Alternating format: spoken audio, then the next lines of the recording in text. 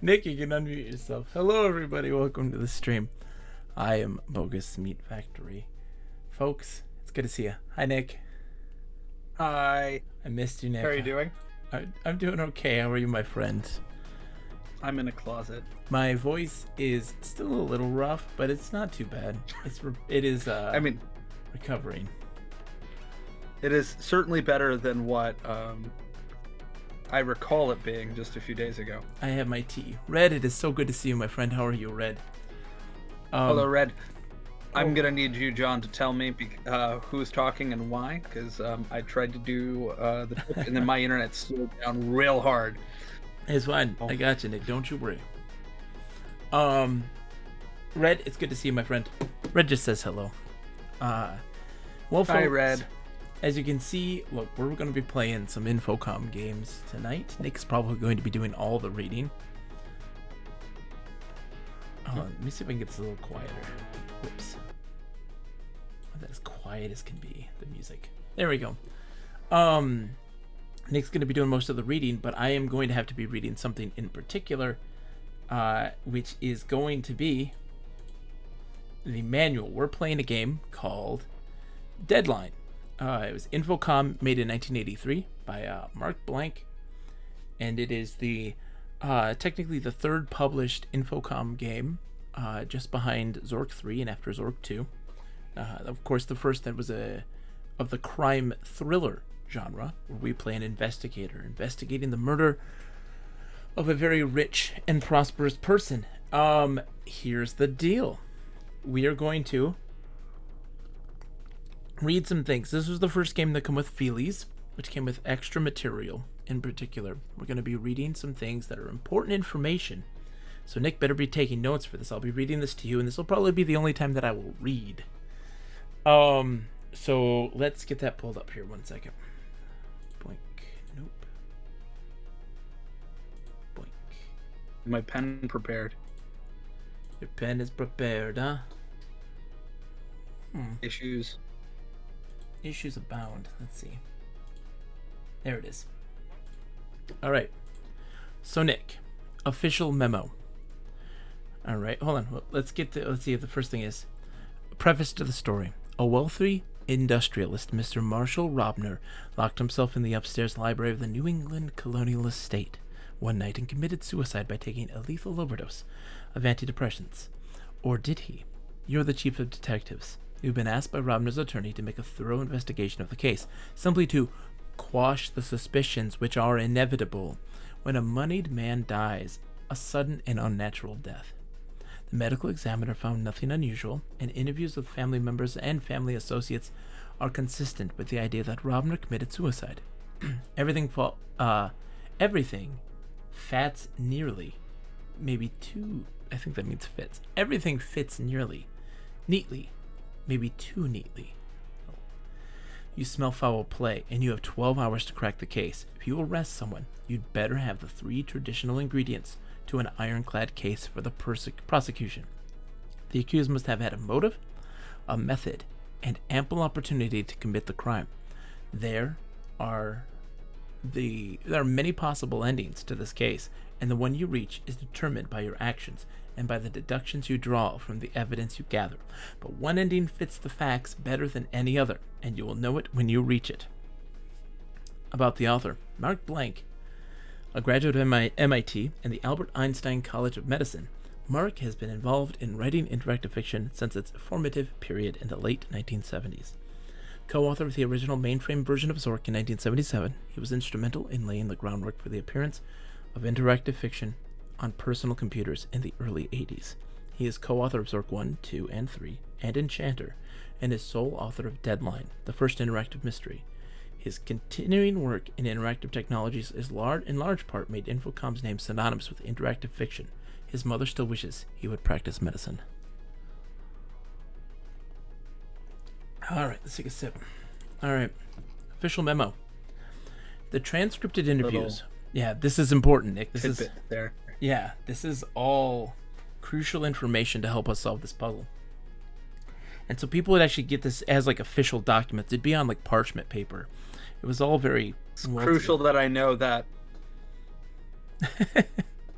That you know that what? That Mark Blank's mom. So we should Important see. that I know that. Wants medicine? Disappointed. Yeah. Yeah, she's disappointed in him. Evidence on file. I like to know that about his family. Yes. That she's not happy with him. Evidence on file. How bad's the delay between you and me? It seems to be pretty bad.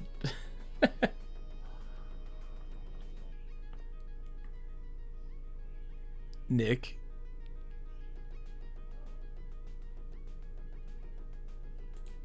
You can go. I did. Oh, I was just asking for confirmation. I want to know the delay. Nick?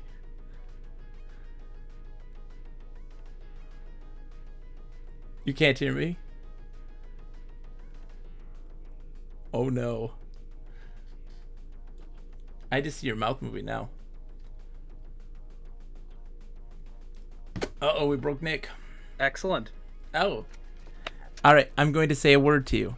I'm gonna say Nick, and then you respond. Nick. Why'd you mute yourself? I can hear you. Okay. The transcripted interviews which follow were obtained July 8th, 1982. The interviewees were persons found in and about the Robner household at the time police arrived. Also attached are representations of physical evidence, including fingerprints, a lab report, and a photograph of the scene of the incident, which have been processed as matters of record. Taken together, the findings indicate that the deceased was suffering from acute stress due to business difficulties, possibly exacerbated by marital discord, or of particular interest were Robner's hostile reaction to questioning. Is young Robner's hostile reaction to questioning. However, the undersigned would not characterize his remarks as being suspicious in nature. More probably, they reflect the respondent's ambivalent feelings toward the deceased. In conclusion, it is the opinion of this investigator that all known facts show this to be an open and shut case of suicide by poisoning. For those just joining us, sorry, I am still fighting. Sakura, hello. No, he's not speaking now. Don't worry, Red. Forgive me that I am unable to speak very clearly. I'm still lost my voice. It's recouping, but I just want to read this real quick. And then Nick will take over the reading of things. Interview with Mrs. Robner, the wife. Detective Anderson, how did you come to find Mr. Robner? When I woke up this morning, I noticed that Marshall was not in his bed. I wasn't alarmed, really, as it was not unusual for him to work late at night in the library and fall asleep there. I went down the hall to the library and knocked on the door. He didn't answer, so I knocked even harder. When that didn't work, I started calling his name loudly. So loudly, actually, that I woke up Miss Dunbar and George.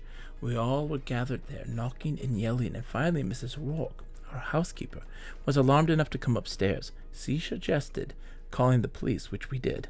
They arrived about 20 minutes later and started breaking down the door with axes. When we entered the room, we found Marshall lying on the floor face down. Did he usually keep his door locked when he worked? Almost always. He was pretty secretive about his work, and he liked to be alone when he worked. Did you know of any reason why your husband might have wanted to take his own life? He's been very depressed lately, you know. His business, Robner Corporations, is not doing well, and there's a talk of selling out to a larger firm. Marshall founded the company, about 26 years ago, and he's been desperately trying to find some way of saving it. The pills you found by his body, do you know what they are? They were ebullient tablets. It's an antidepressant his doctor prescribed for him just last week. Had he been acting less depressed since then? I really don't know. I haven't noticed much change. Did your husband ever talk of suicide? He did, actually, though I never took it seriously. He would talk about how everything would be easier if he were dead, but when he would start again talking about how he was going to have to keep the business going, I'm stunned, really. Mrs. Robner, do you know of anyone who might have wanted to kill your husband? Why, no, of course not. He wasn't a very friendly man. He was very quiet, but he was a great philanthropist, you know. And everyone that knew him respected him. I can't imagine anyone wanting to hurt Marshall. Do you really suspect he didn't commit suicide? I don't suspect anything. I just want to understand what's happened. Interview with Miss Dunbar.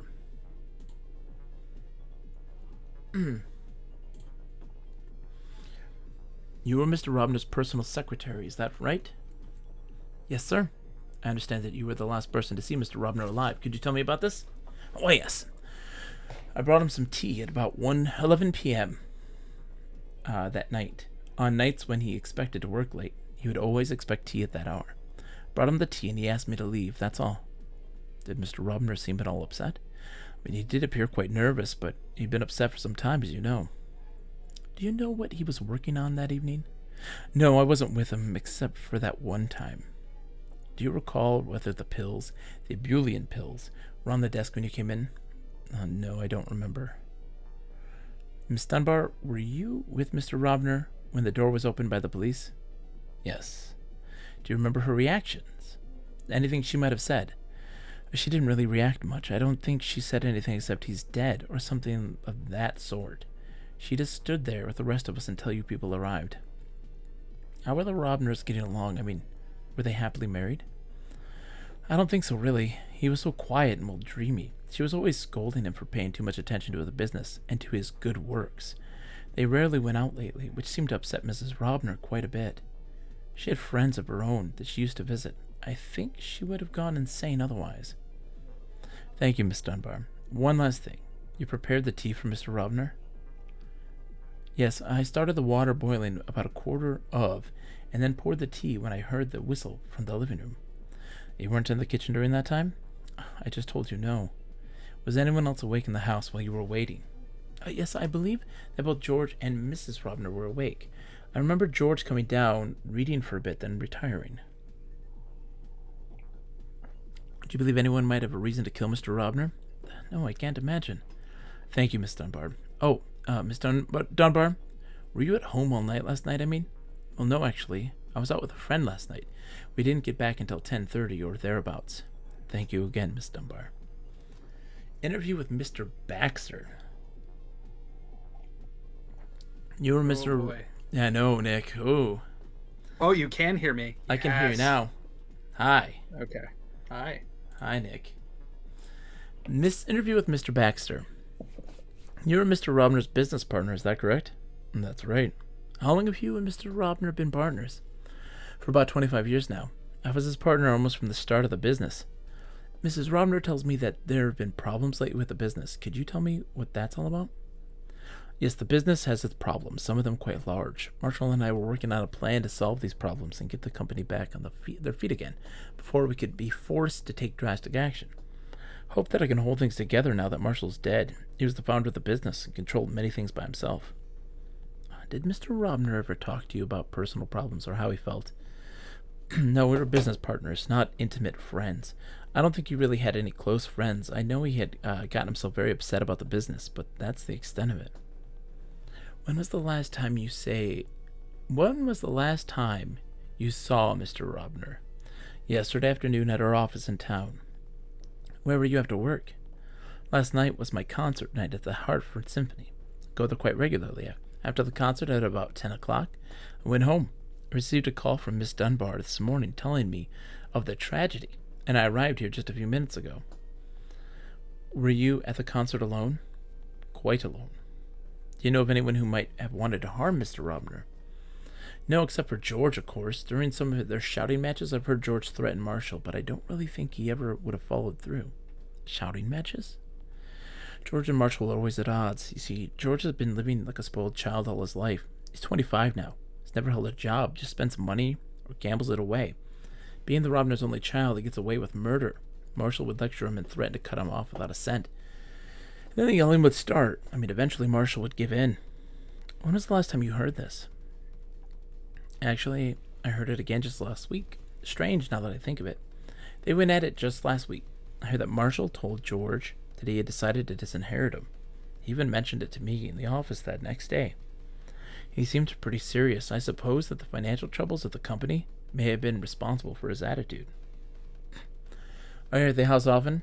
You say you've heard some of the shouting matches? Well, I'm really not here often. Only on occasion. I've heard it once or twice and have been told of other times. Thank you, Mr. Baxter.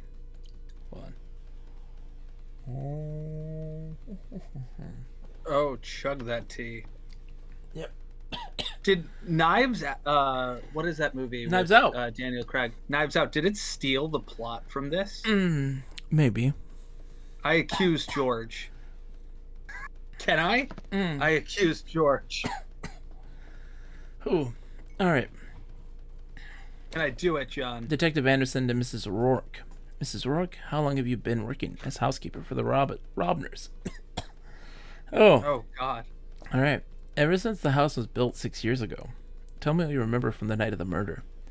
I remember that by about 10:30 or so. You mean 10:30 p.m.? Yes, by 10:30. When I went to my room to do some reading, everyone was upstairs except Miss Dunbar, who had just returned home. She went upstairs at about 11, bring Mr. Robner his tea. He almost always takes his tea at 11. I remember saying goodnight to her on her way up, and that's the last I heard until this morning. With all the shouting and banging going on upstairs... No, that isn't right. George was downstairs also for a while, only about 10 minutes or so. Could someone have gone upstairs during the night? I don't really think so. At least not before 3 or 4. You see, I like to do some reading late at night. I was reading that really exciting mystery story, and Lord, I was up until like nearly 4 o'clock before I finished, and who do you think the murderer was? Really, Mrs. Rourke, let's stick to the matter at hand. Do you keep your door closed at night when you're reading? Yes, sir. So then it's possible that someone might have entered the house and gone upstairs without your knowledge. No, sir, I don't believe so. Why don't you try the stairs yourself? For a new house, these stairs are the noisiest I've ever heard. Holy crap, they did totally steal from Knives Out. It sounds exactly like the plot of Knives Out. So that would be George. George did it. We have to see. It might not be George. Maybe they changed the one thing, the who did it, you know? Yeah, look at the look at the screen, John. Hold on. You did accuse George, and George isn't here. Well, Nick, come on. I know. They wouldn't let me do it.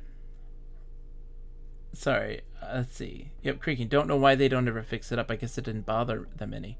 But is it possible that someone have entered after you went off to sleep? I suppose it might be, but not before.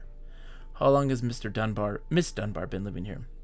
Ever since the place was built. She does an awful lot of work for Mr. Robner, you know. I don't think he could have gotten along without her. Although that's not my business to say. I mean, he was always so nervous, fretting about everything, and forgetting to do this and that. It seems that she was always covering his tracks, if you get my meaning. Do you have any reason to suspect anyone of wanting to harm Mr. Robner?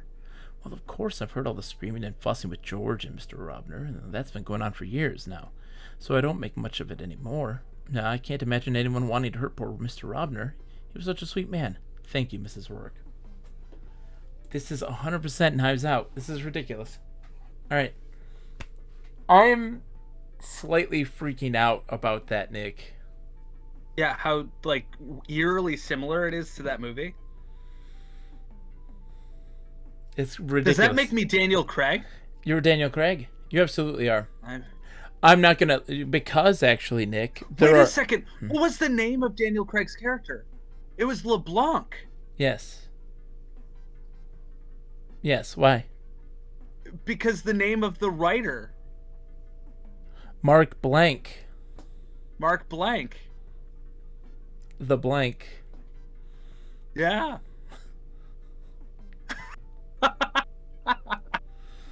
They 100% played Deadline.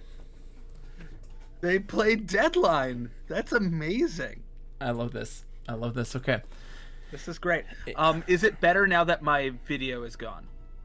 Probably.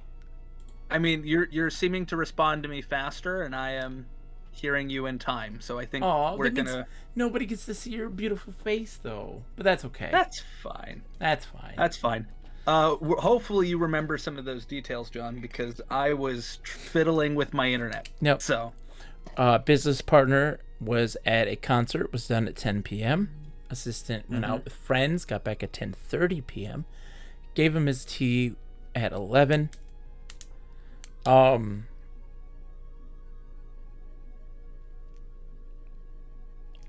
just thinking. Okay, so the wife just mentioned that he was preoccupied. We knew that they didn't go out. They didn't really fight with the wife. She just seemed pretty ambivalent. She didn't really care, but she didn't seem shocked, or she didn't seem, angry with him at any point in time. All right. Yeah, but like that's just so like a guy commits suicide under weird circumstances. There's a creaky stairs. Of medication overdose, Yeah. Like, because she did that in Knives Out. She gave him more than what he was supposed to have, and it was going to kill him. Right, but the if you recall, the son had swapped the contents of them. Yeah. And she unconsciously had drawn Spoiler alert. Proper. Yeah. Excuse me, if you haven't seen that movie, I'm not going to keep going. But yeah, holy crap. Yeah. This stole the plot. Well, other way around. Yeah. Knives Out stole the plot of this. All right, this is the interview with George Robner. We're not done yet, Nick. Oh, God. We got George. We got George, and that's it. All right. Mr. Robner, I've been told by Mr. Baxter that you and your father had some serious arguments lately. Could you tell me what they were about? I don't think that's your business. I'm told they had to do with your habit of wasting or gambling away your father's money. So, I've been told that he threatened to disinherit you. Yeah, he said he was going to.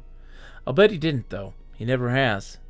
Mr. Robner, let me be frank. I'm told that you threatened violence against your father as recently as a week ago, and now he's dead. Look, I don't get what you're driving at, alright? You found the poor guy dead in his room. Room was locked, his bottle of medicine nearly empty. What sort of detective are you anyways? I'm doing the asking, if you don't mind. Then ask someone else. Note, George Robner left abruptly at this point. And who do we play as? I don't know. We actually play as somebody. So here's the thing. And it says, although it appears that at least one member of the Robner household had a reason for wishing Mr. Robner dead, the findings of the medical examiner and evidence gained from interviews with the family and family associates are only consistent with the conclusion that Mr. Robner died of a self-administered overdose of Abulian. Dear Chief, I must once again ask for your assistance on a case involving one of my clients. As you have no doubt aware, Mr. Marshall Robner, the industrialist and philanthropist, was found dead yesterday morning in his home. As far as I can determine, he was found dead in the floor of his library, the victim of an overdose of Abulian, a medicine which he had been taking lately for severe bouts of depression.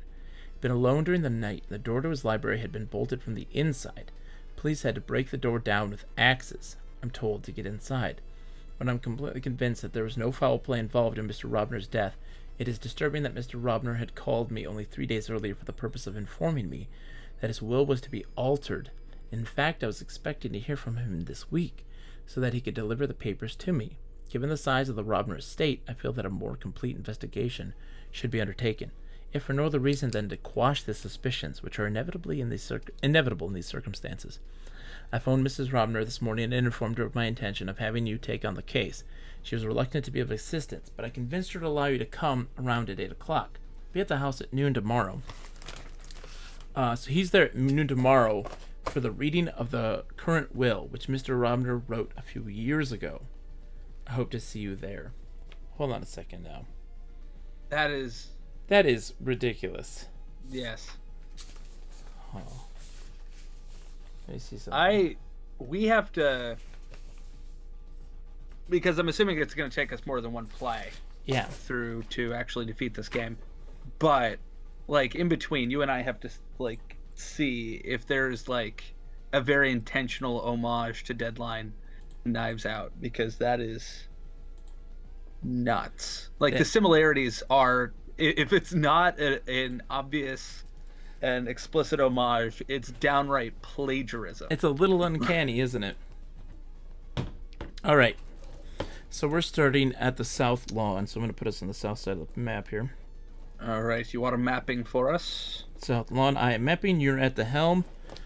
All right. So you read. are on a wide lawn just north of the entrance to the Robner estate. Directly north at the end of a pebbled path is the Robner house, flanked to the northeast and northwest by a vast expanse of well-kept lawn. Beyond the house can be seen the lakefront. So we're not going to solve this go one. No, we're going to explore and map out. I'd like to map out the house first, probably. Okay. Okay. and then explore outside then. And we're going to have no intention of interacting with anybody.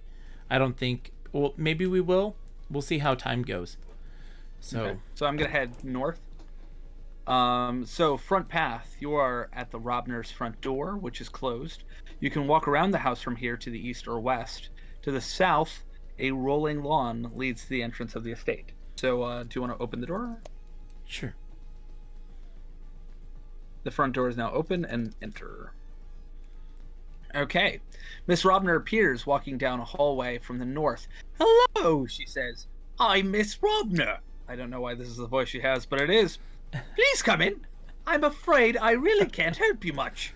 This is surely a terrible waste of time, not to mention upsetting, having all these police marching around the house.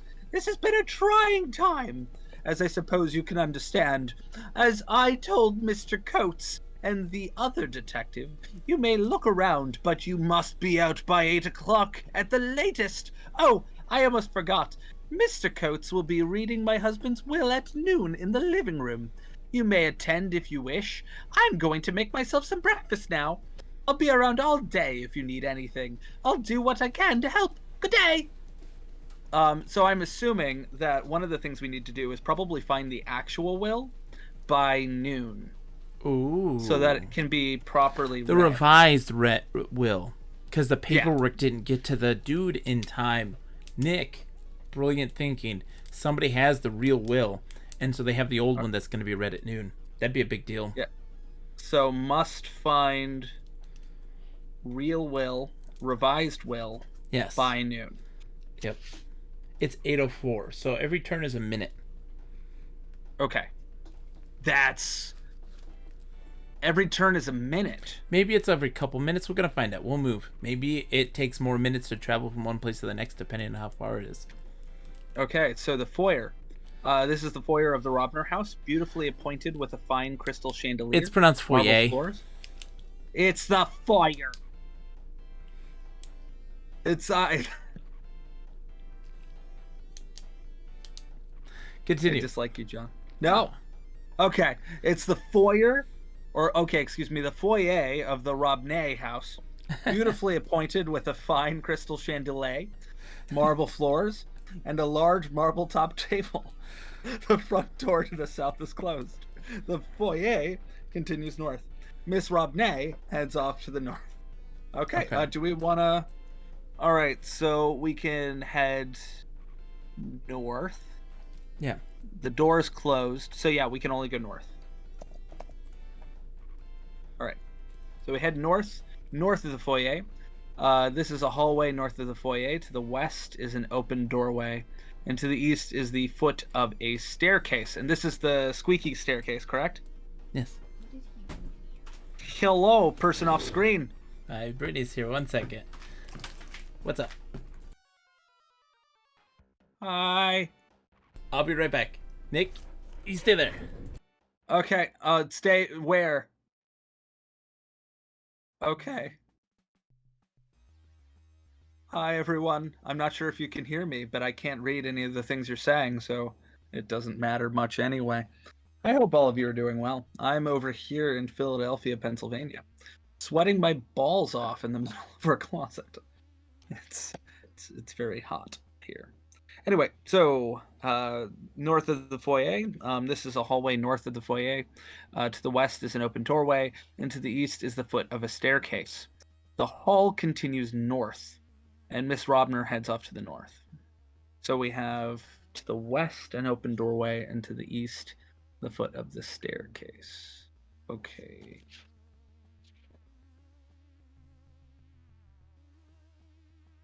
Well, let's see if I can pull up the chat real fast on my phone, which is not using data from my home internet. Yeah, it's a real shame. We don't have our own internet provider. It's whatever our landlords pay for, which means it's often garbage.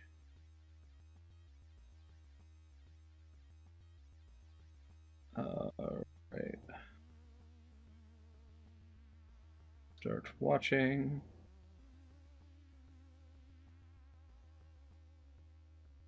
All right, I would like to see if I can...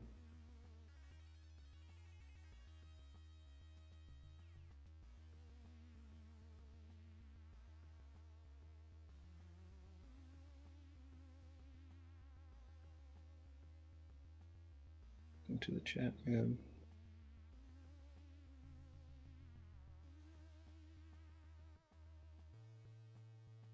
All right. Bogus, please come back. You told me to stay where I am. Well, let's head east. Yeah. Right. Into the east, foot of the staircase. East. So you are at the foot of the stairs to the second floor. Open archways lead west and south. Oh, hello. It is good to see you. Yeah, I hope that you're doing well. I feel like whenever he gives me control of the stream, things go south very quickly. So, especially now that I have non-functioning internet. So we're presently at the bottom of the stairs. Let's go ahead and go up.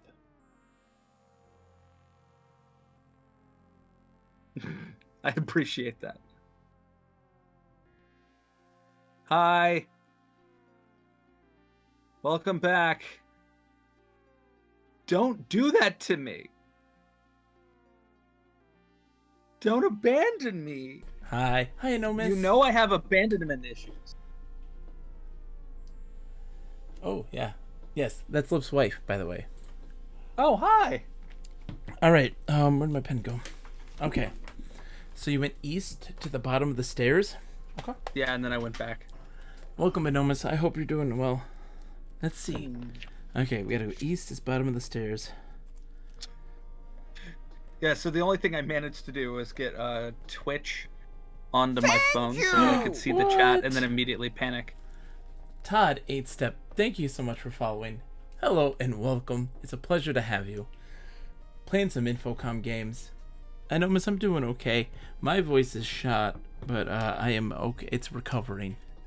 Right, so let's head east again.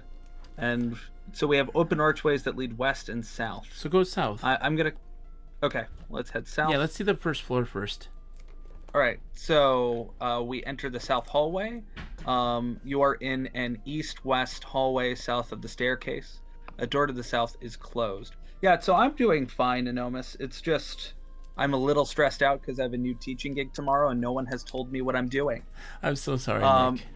This is what happens to me every time, John. Yeah. Every single time. They're like, okay, you're going to teach them kids. And I'm like, what am I teaching them? And they're like, well, I'm like, why? Why do you hate me? So go west now. Do you not want me to open the door to the south? Let's go west and see what leads to the foyer. West. It says east-west hallway. Okay, so we can go east and we can go south. So it's, east is okay. Is to the south hallway again? Okay, so east. So this is the end of the east-west hallway. To the south is a small door, which is open, and another door to the east is closed. It says, ha, I'm also a teacher, and that sounds like most of their jobs. Yeah, it's bad. It's... So it's for an extended school year. So this is for kids who need to make up credits and things. Summer school. Yeah, it's summer school. But it's super complicated because some of the kids are virtual and some of them are hybrid and some of them are all in person. And there's 2 teachers. And what my role as one of the teachers is very unclear. Yeah. I'm the one who's physically present. So they get to throw things at me if they're displeased. Oh, no. So I have that to look forward to. Yay. Yay. All right, so let's go south through the open door. All right. Ooh, closet. So this is a little used storage closet containing odds and ends of no interest whatsoever. Search. So let's... No, search the closet. Search. Search closet. Search closet. I spelled search wrong. Nah. So an exhaustive search of even a single room would take hours. Oh. A more productive approach would be to examine or search various items of interest within the room. A cursory search would take an order of 3 minutes, but it wouldn't reveal much. Would you like to do it anyway? Let's do this. I really am curious to do. I want to know how much an exhaustive search would take. It says 3 hours. Does it? It does. It says it would take hours. Let's do it. I mean, we can always restart. I mean, let's learn. Yes. Your brief. Oh, so it just had me do a brief search. Oh. Revealed nothing. Okay, it says to search very specific stuff. Yeah. So if it doesn't provide you items, then you're not meant to look at it. Well, maybe somebody will come through here though and leave something there. That's my guess. Yeah. Or something will be here. Well, okay, so that was just 3 minutes, which is fine.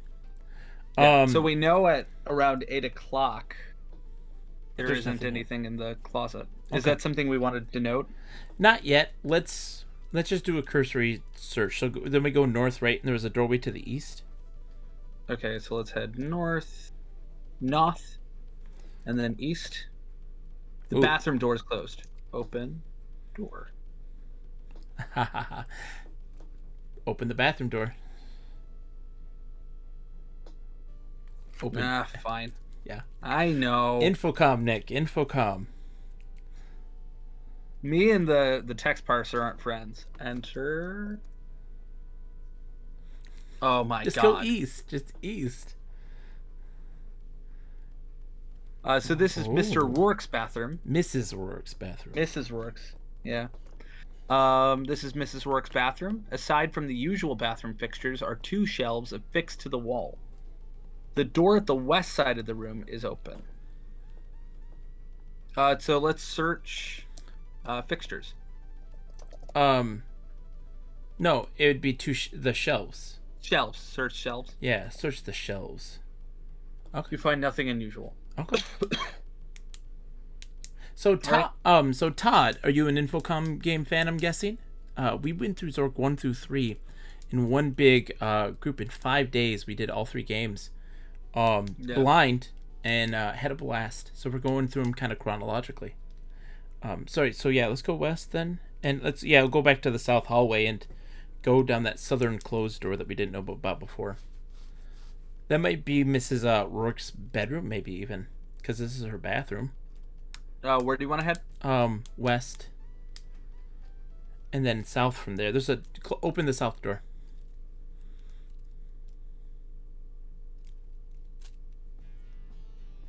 Yeah, it it's is. Miss Rourke's room. Yeah, because her bathroom's there. That makes sense. All right, so this is the bedroom of the housekeeper, Mrs. Rourke. It is very simply furnished. A single bed flanked by bare wooden end tables sits below a closed window on the south end of the room. The floor is hardwood with no rug. The only exit is a door to the north, which kills me. Apparently. Okay. So Todd says, I'm an adventure game fan. Not sure if I have the patience for all text, but watching others play all text is interesting. So this is the thing, Todd. My suggestion, if you ever want to try to attempt to play an all text game, do so with a friend. Look, Nick was here staying with me for some time. He had to move back way far away to Philadelphia. I live in Michigan, and that was when we played here together. And this is our first time trying to do this remotely, and it worked really well. We had so much fun. I think playing with a buddy, one person, I'm doing the mapping, and Nick is doing he's at the helm, and it has been a lot of fun. It has been so much fun. So I think that having a wingman helps a lot. So let us search the end tables. Just because I want to see what's interactable. Look under the bed. Yeah. Search bed or look under bed? Look under bed. No doubt you were looking for the boogeyman, but you were out of luck. I'm curious. Open the window. Open window. Okay. Oh, okay. Then we can't. Okay. It's very clever to do that to the window. Can I do it, John? No. Not I want to appropriate. know what it says. Do it, Nick. You can. That's fine if you want to be inappropriate. I do. Of course I do. Oh. Ah. It doesn't accuse me of being a loony, John.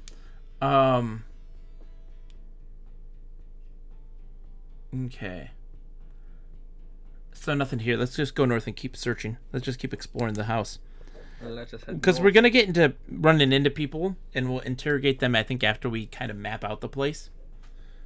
All right, so we're back at the bottom of the stairs. Let's get the first floor first, so head west.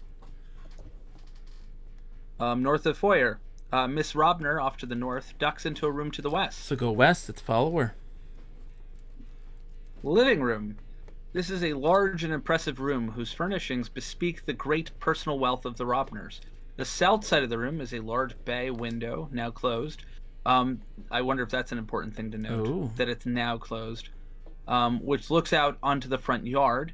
A wood pile sits beside a huge fieldstone fireplace. Mm-hmm. A double doorway leading to the main hall is the only exit. Pictures of Mrs. Robner's colonial ancestors line one wall. The room contains formal seating for at least 15 people in several groups of chairs and couches. Tables and cabinets, all of the finest mahogany and walnut, complete the furnishings. On one of the tables is a telephone. Sitting on the table is a hardcover book. Miss Dunbar is sitting on the sofa here. Where's Mrs. Robner? She moved into here, didn't she? She should have, yeah. Okay. So accuse Miss Dunbar. If you do that, it's going to be game over, I think.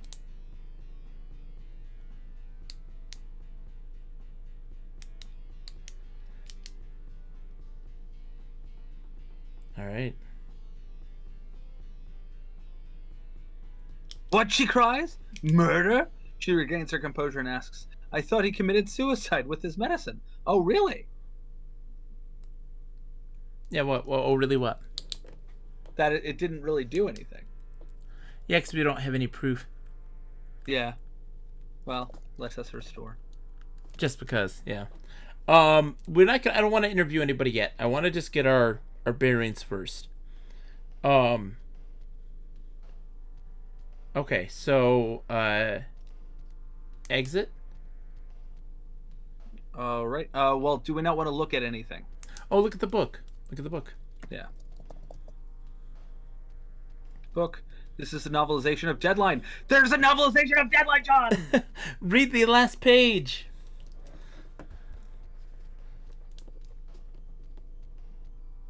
Of book.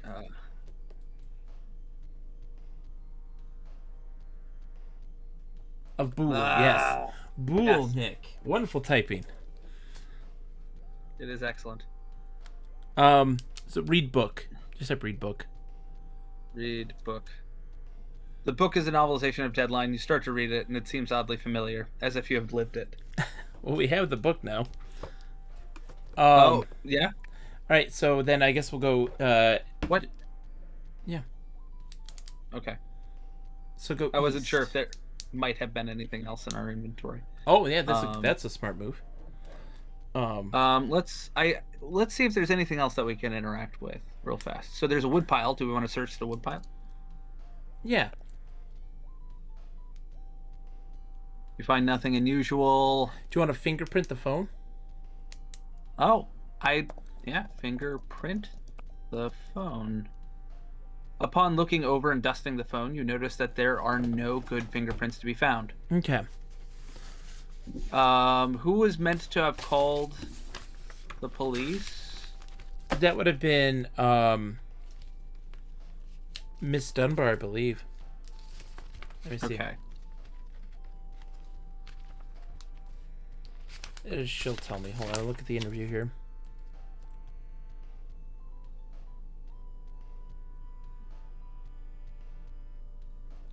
Let's see. You can just look around right now. So upon looking over and dusting the bay window, you notice that there are no good fingerprints to be found. Can you open the window? Yeah, that was going to be the next thing. I didn't want to put my fingerprints on it first, John. Jeez. The bay window is now open. Ooh, climb out the window. Climb out window. Climb or exit window. Exit window. Yeah. We're in the north foyer. North of foyer. Yeah, north of foyer. Oh, it just did exit. It didn't do exit through the window. It just did exit through the doors. What? Go back west. West. And look. Luke. So where's the windows I am at? your father. One moment. It's the south side of the room. So south.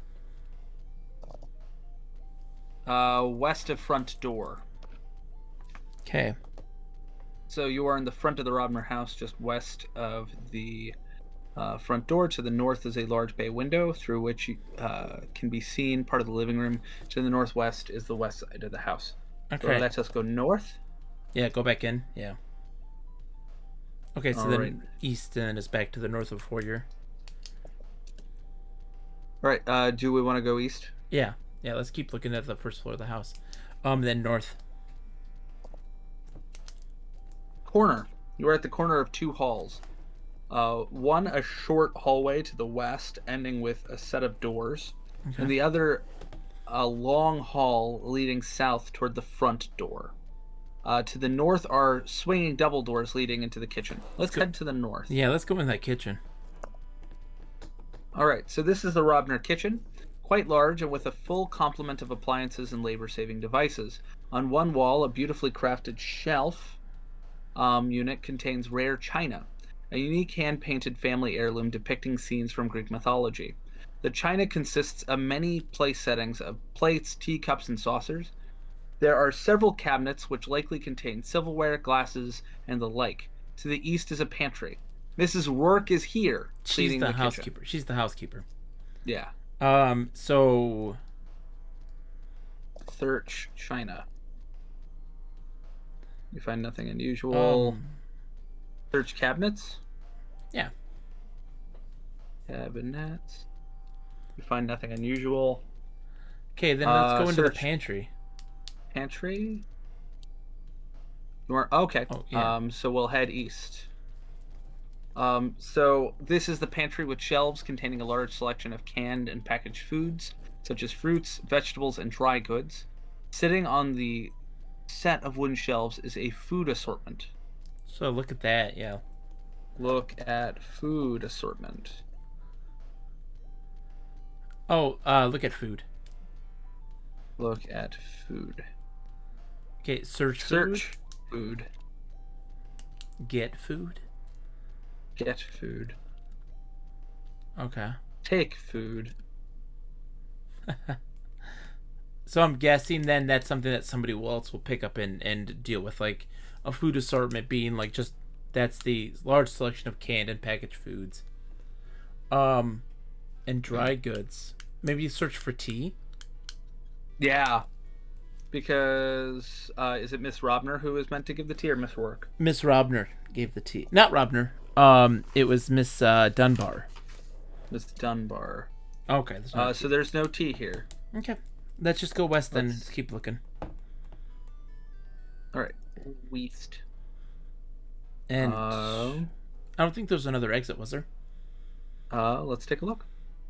So on one wall we have a shelf. There are several cabinets. To the east is pantry. Okay. So no. All right. There's not. Let's go south into the corner, and then we're heading west, I believe. West. Oh, whoa! The kitchen. Oh, we went south and then west. Okay. Sorry. Dining room. All right. So you've entered the dining room. A long table seating 12 is in the center of the room, and a large trestle table is against the south wall. A large picture window to the north allows a view of the rose garden. Hanging on the wall are several cheerful paintings, including one by Seurat, which appears to be an original. Mrs. Robner is eating breakfast here. Okay. Look at Seurat? Yeah. Look at painting. They look at paintings. The paintings are by various artists. They are brightly colored, but not overly loud. Works of cheerful outdoor scenes and still lifes. They give the room a light and pleasant feel. Oh. Take painting off wall. Just take painting. Take painting. You would be an impolite guest to fool with these things without cause. Without cause. Yeah. Without cause. Okay, so we need cause to remove the painting. But we can also, let's see, we can open the north window, the picture window maybe? Can we open the north window to go out into the rose garden? Oh, 1 second.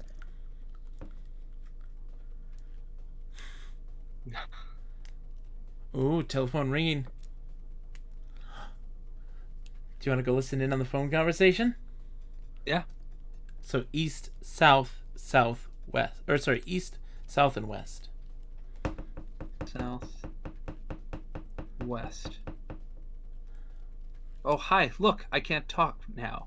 I'll call you later, okay? Bye then. Ooh. Ask Mrs. Robner who that was.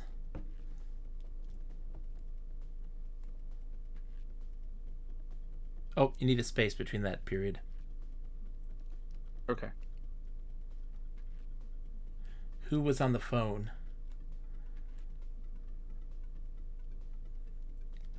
Okay. Mrs. Robner, you can do it just like you can with the robot as well. Okay, Mrs. Robner. Yep, and then comma.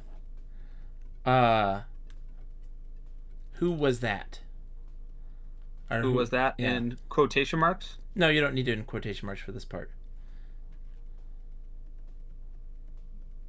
Oh, okay. I don't know if that's... well, it understood who this time. Yeah. Who was on the phone?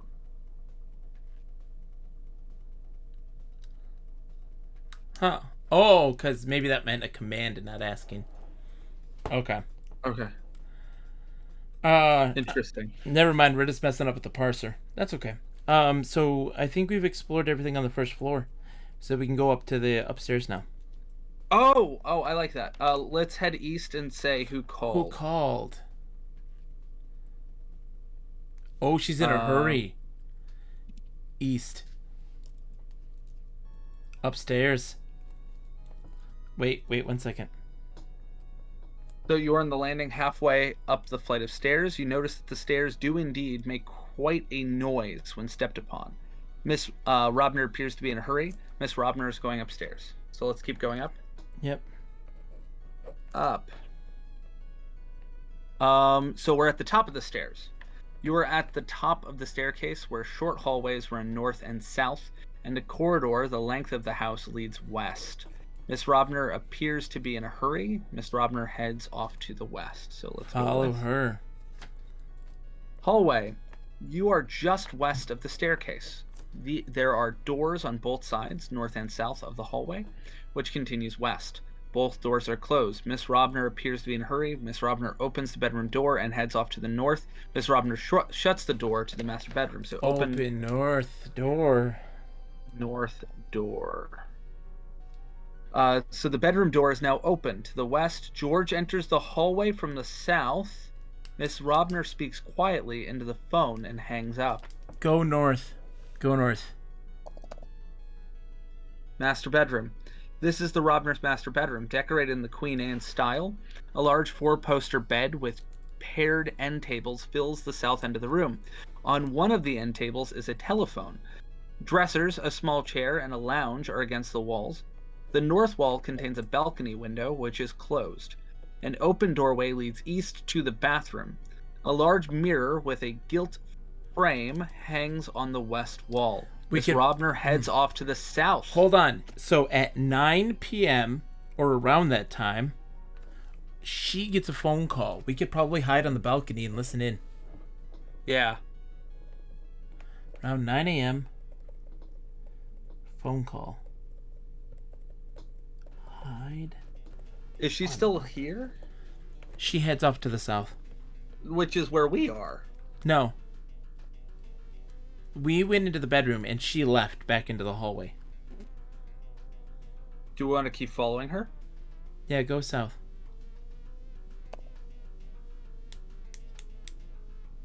She heads off to the east. She's going back down to eat her breakfast or something. Okay. I bet you we interrupted the phone call.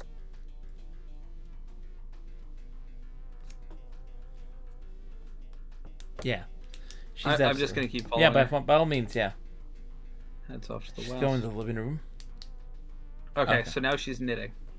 Yeah. So now let's try to accuse this lady. Or interrogate Miss Robner. Who called? No. Dang it. I don't think that's important. I think that this was the important for us to know that she received a phone call. She suspiciously said, "I'll talk to you later, goodbye," and went somewhere else. Yeah. All right, so let's take a note of that, Miss Robner. I 9 did. o'clock. Yep, 9 a.m. Oh, you got it? Yep, got a call. Hide on balcony of the master bedroom. All right, do we want to go where? Let's keep exploring down here. We have explored the first floor fully. Entirely? Okay, Yep, cool. so we can go upstairs now and explore the rest of that way. All right, so east? Yep. East? Yes. Up? There we go. All right. And now we can go, so west, and then also south and north. Okay, let's head west. We were here before. North is the master bedroom. Do you want me to head north? Yeah, because we still haven't explored the balcony either. Okay, so look. So this is the Robner's master bedroom. We've already read this. Do you want to see if we can look under this bed? Sure. Look under bed. No doubt you're looking for the boogeyman, but you were out of luck. I was hoping there'd be a Gru. Audio Eric, hello. By the way, folks. Hey, Audio Eric. We do have now a special thing. All followers get now a set of emotes. That was something that I guess was just given to me. It isn't given to everybody. They said hey, congratulations, you qualify for follower emotes. So we got some good ones. We got some Slippy. Slippy's good. I love Slippy. How are you, Audio Eric? I hope you're doing well, my friend. My voice is recovering. It is a little shot, as you can hear. Lots of water, lots of tea. Just finished a cup. Let's go. I want to go into the foyer. Not the foyer, the balcony. Oh no, did I lose Nick? Hello. Okay, yeah, let's go into the balcony.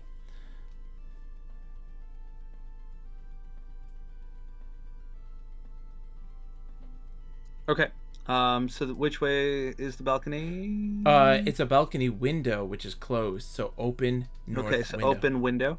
Yeah.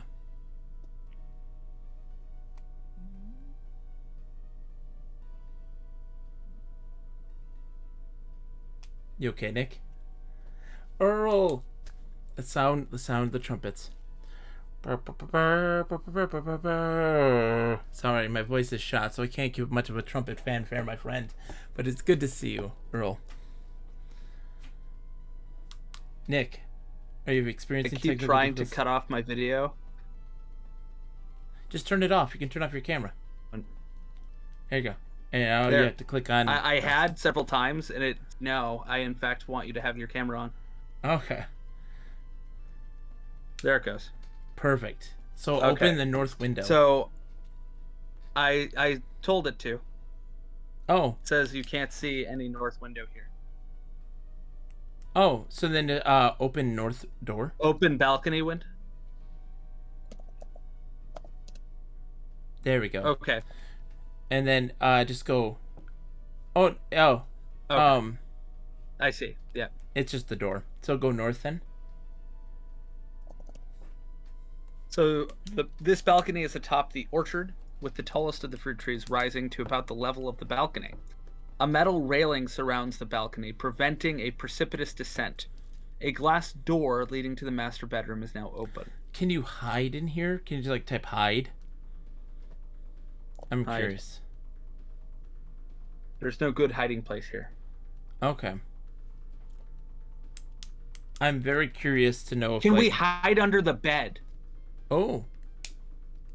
go south and try. Hide. Hide under bed. Hide under bed. Nope. Okay. I bet you we can climb down. Yeah. Let's not do that yet. Let's explore first, and then we'll do that. We'll try that after we've explored the second floor. So, audio, Eric, Earl, we are currently a investigator who is investigating a possible suicide of a very rich and important person, but most likely it was murder, and we have to discover who is the culprit. We are not being chased. We are simply exploring a mansion. Will reading will be happening at noon, and we would like to say that the plot of this is incredibly and uncomfortably similar to Knives Out.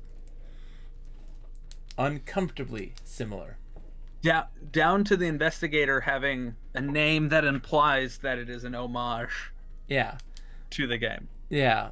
In Knives Out, the investigator is LeBlanc, and the creator of this is Mark Blank. And it's pretty similar. All right, let's just go out of here. I just want to map the place first, and then we'll discover more. So go south. John, do we know where the mansion is located? I don't recall if we know what state. I can probably get that information for you right now. I'll tell you. That's a great question. That was the Earl of Chesterwick's question. Earl. I may not be visible, but I am paying attention. Let's see. It's in Connecticut. Lakeville, Connecticut. Only crappy things happen in Connecticut. Yeah. No, Connecticut's fine. Is that in where Knives Out is in? Is it in Connecticut? I don't know. I remember LeBlanc having a heavy Southern accent. Or a bad Southern accent. Yeah. I don't know. Massachusetts. Oh. Yeah. P.S. Garrick, how are you, my friend? How are you doing? It's good to see you. Still, I mean, Connecticut's not far from Massachusetts. New England. It isn't. So let's go south. All right. One moment. South. And then south once more. There's a room to the south.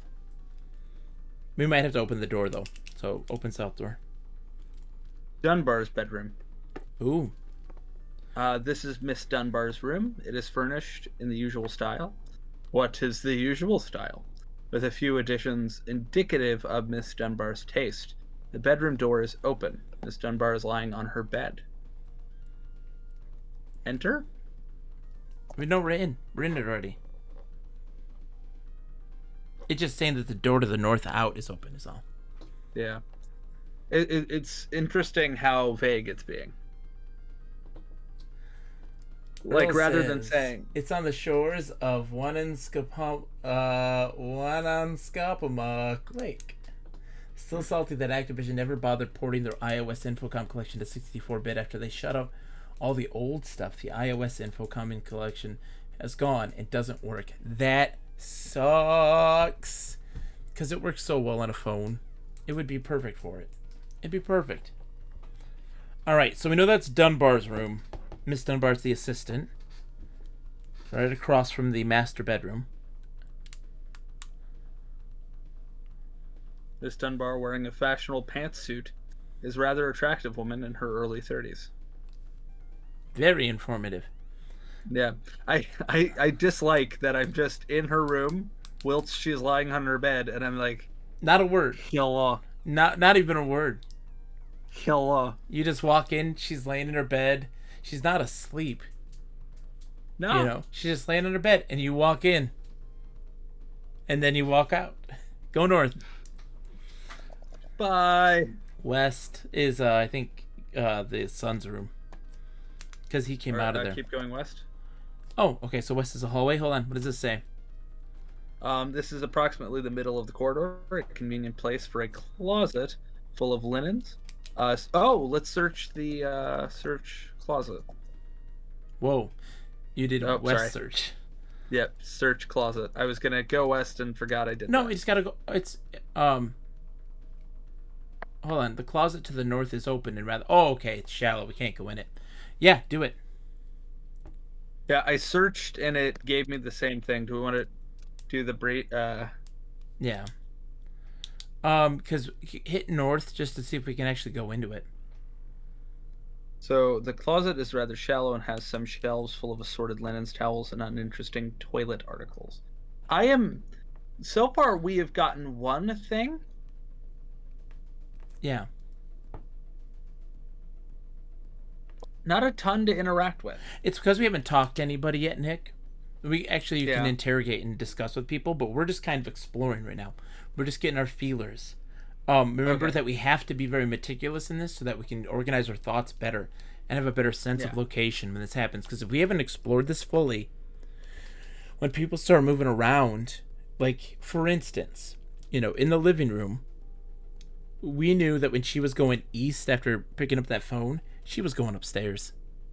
You know, she wasn't going to go to Miss Rourke's bathroom, at that point. So, like, we knew something was up there. So search towels. Okay. Search towels. You go through the towels and find nothing of interest. Search linens. Search linens. You go through the linens and find nothing of interest. So one of the things we know about this game is that things do move around, right? Yeah. Things move around. Now, will things be populated in a place after we've talked to someone? Or if it was already there, we don't necessarily need to have had a discussion with someone for it to present itself. So there may be an instance when we can talk to somebody that it may trigger an action. For instance, if we ask about something, I'm not sure, but I'm guessing, that like you can ask them a thing that might trigger them and be like, oh shit, he knows about this thing. I gotta hide it or dispose of it, That could be a thing that happens. Yeah, because right now we're not just stumbling upon anything, which I find interesting. Yeah. Not in a fun way. Yeah.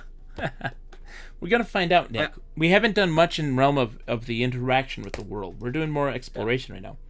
So one of the things I find funny is that we both watched that Infocom, the Zork, what did they call it? Postmortem. Yeah. And Mark Blank's take on Deadline. How, because if you recall, before they had the central location where they could all work together, he made this just alone in his own apartment. Yes. And he said that it would have been a significantly better game if he had more. If he had people. Yeah. Interesting. So let us head south. Yeah, Audie Eric, we did listen to the GDC talk. Nick and I, we both listened to it. It was really interesting. Yeah, south, no, yes. I really. Yeah. Sorry, Nick. Go ahead. Yeah, no, one of the things, so I want to get into Jack Vance because Jack Vance, as an author, just keeps popping up everywhere. I didn't realize that he was the source of the GRU until we watched the GDC talk. Mm-hmm. But Jack Vance is, Vecna is an anagram for Vance. Yeah. And the old D&D magic system is based off of Vancian magic. So I now have even more reason to read Jack Vance novels, even though I am busy reading other things, namely the Amulet of Power, for reasons, namely our podcast. Yeah. P.S. Garrick says part of the magic of Infocom was the collaboration and how hard they play tested everything. That was something that was really interesting that was brought up when I was playing Callahan's Crosstime Saloon, because the creator of it, super awesome guy, he was talking to me because I asked him questions about like what was the difference between working at Legend Entertainment, Sierra, and Infocom, because he was a tester at Infocom. And one of the things he said was, at Sierra, no one checked up on you. You developed in a bubble. It was just you making stuff.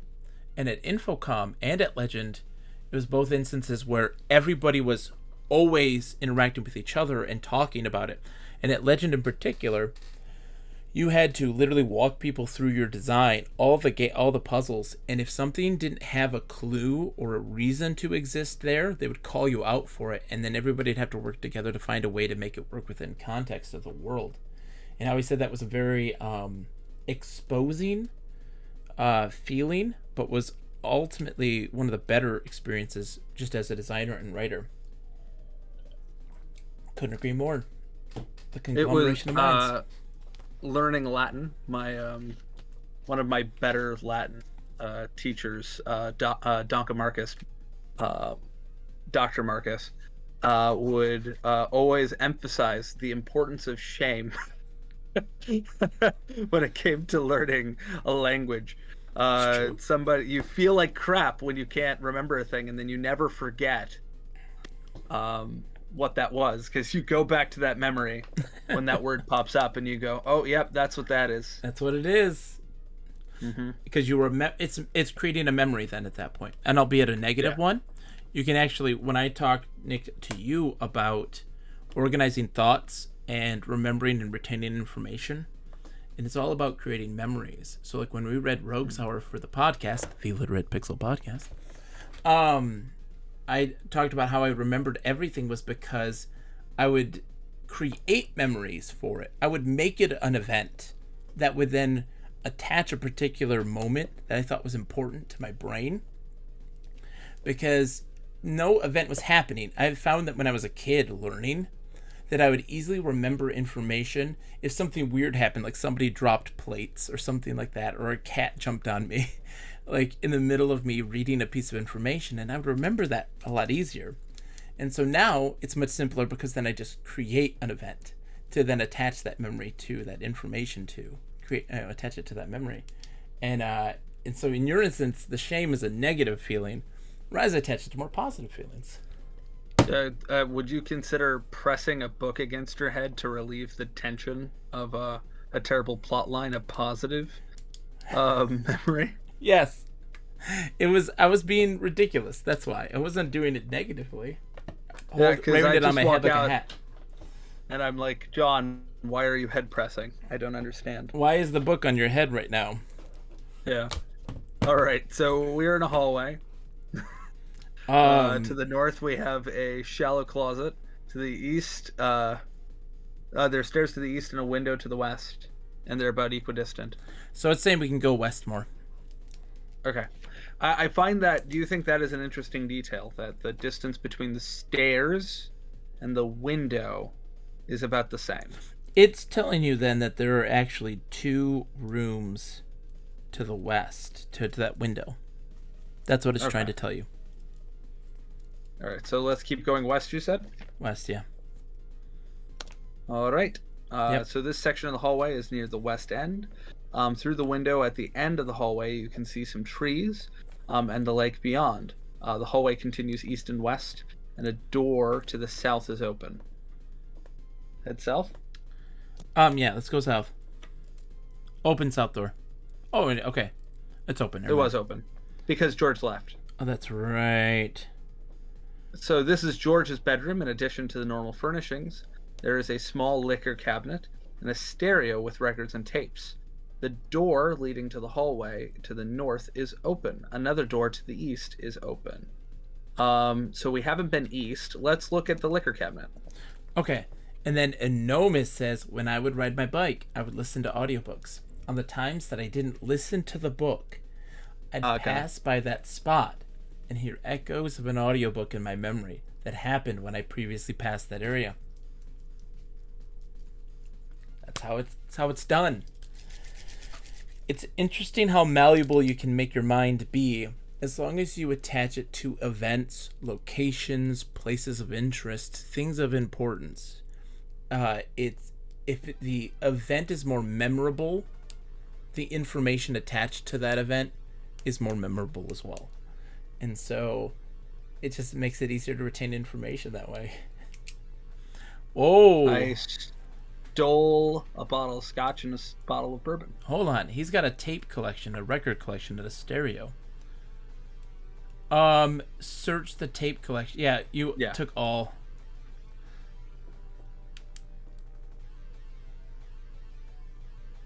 Hold on. Search tapes. Yeah.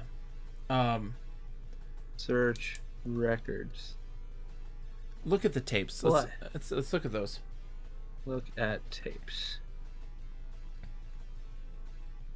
Okay. That's weird that it says odd. Examine Can we tapes. Examine tapes. examine tapes? No. Okay. Play tapes. You pick one at random and start it up. What you hear is a shepherdess song. They said odd, Nick. Bulgarian Huh? shepherdess song. Yes. Play tapes again. See what's something different. Yeah. See. A risque Russian drinking song. Ooh. Wagner. We could do this all day.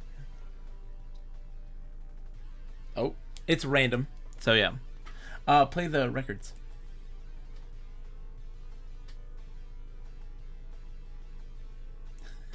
Hebrew prayer service. He's an interesting person. That George. A march by Sir Edward Elgar. All right, sorry, Nick. Let's look at the room again one more time because I don't remember what was. Those things are inconsequential, but that's a fun little aside. I like it. It is indeed. So look for me. Okay. What do you need me to look at, John? Just look.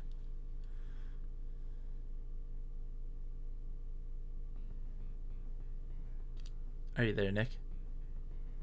I am here. Did you type So we look? took a look. I did. I did not see that on the screen. Hold on. Yeah, it says George's bedroom. Did you click on this screen? Maybe it didn't update? No? I see it sharing. Hold on. There we go. Okay. I just had to refresh. All right. So go to the east then, to his bathroom. Okay, this is George's bathroom with all the appropriate fixtures. Shaving gear sits near the sink. The door to the west is open. Look at shaving gear. Yeah.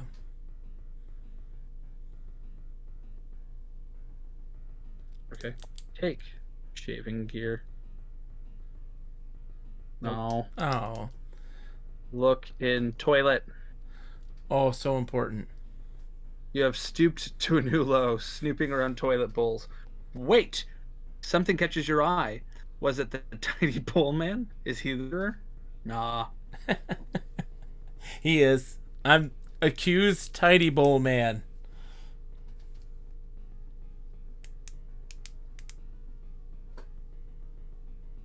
Oh. It doesn't work.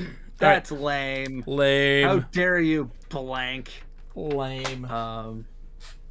Also, I like that it, like, I guess, like, the early 70s.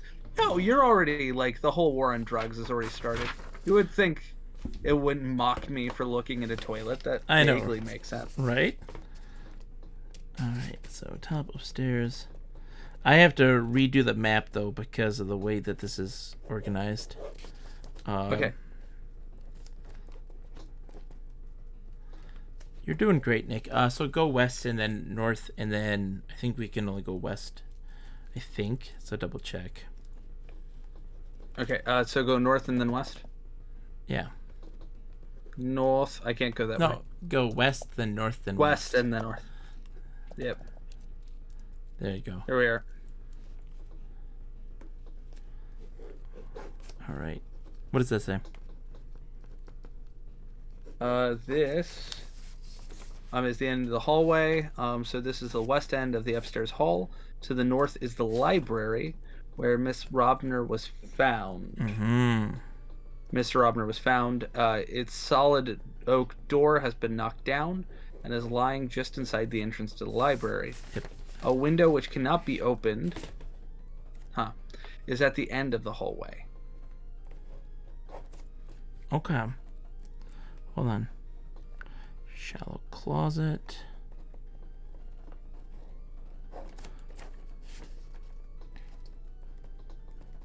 I'm just redoing my thing here. Look around by all means. I'm just while Okay. it. Yeah. That's okay. So to the north we have a library. It's a solid oak door. Has been knocked down and is lying just inside the entrance. I want to look at the door. Look at door. The door is a magnificent solid oak piece. Its metal bolt is bent. And the metal piece in which it rested has been sheared off the door frame. It seems clear that the door was securely locked from the inside when it was broken down. Yep. Okay. Which is consistent with what we know. Correct. I accuse Mr. Robner of having committed the murder. Yes, he did in fact commit suicide.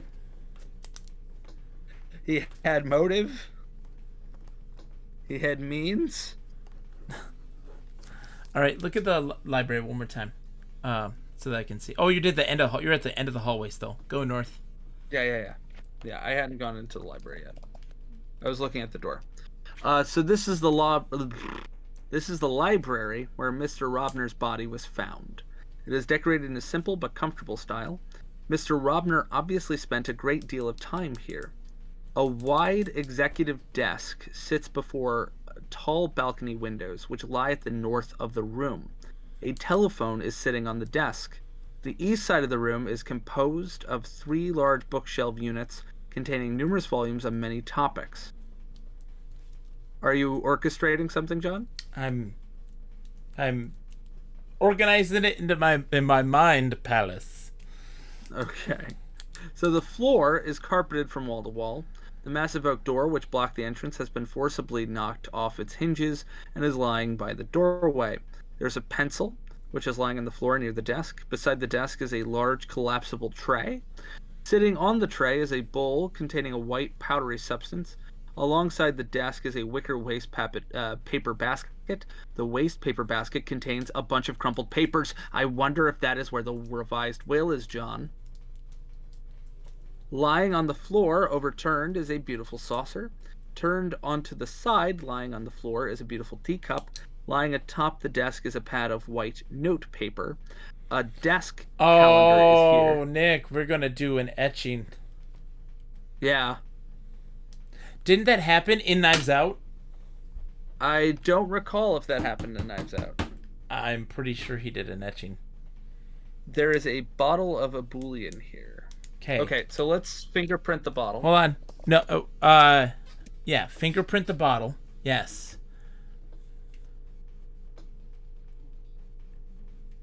A bouillon bottle.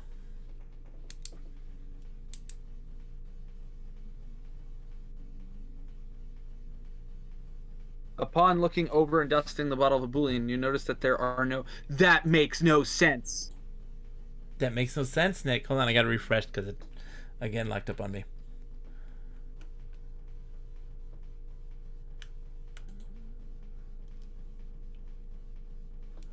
Okay. It makes no sense that there would be no good fingerprints on the bottle. Well, I mean, a lot of people handled it. Analyze white powdery substance. Analyze white powder. Sergeant Duffy walks up as quietly as a mouse. He takes the sugar bowl from you. I'll return soon with the results, he says, and leaves as silently as he entered. He takes the sugar bowl. It's sugar. That is our assistant. He's walking with us the whole time, by the way. So take papers. Crumpled papers. Sure. Look at crumpled papers.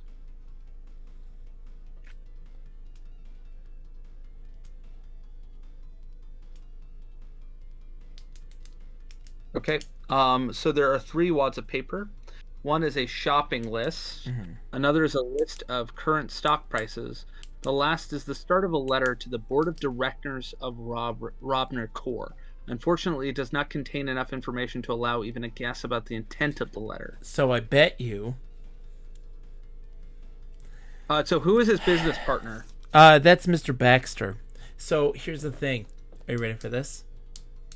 Yes. I bet you that there's going to be some red herrings here, but I think that every person there's going to be something to be a suspect. So for instance, we'll find out that Mr. Baxter is going to be taken out of the company. Yeah. To give him motive. Like, everybody will have a motive. We gotta release Bob. Mike wants Bob. Hold on. I'll go get Bob. Bob.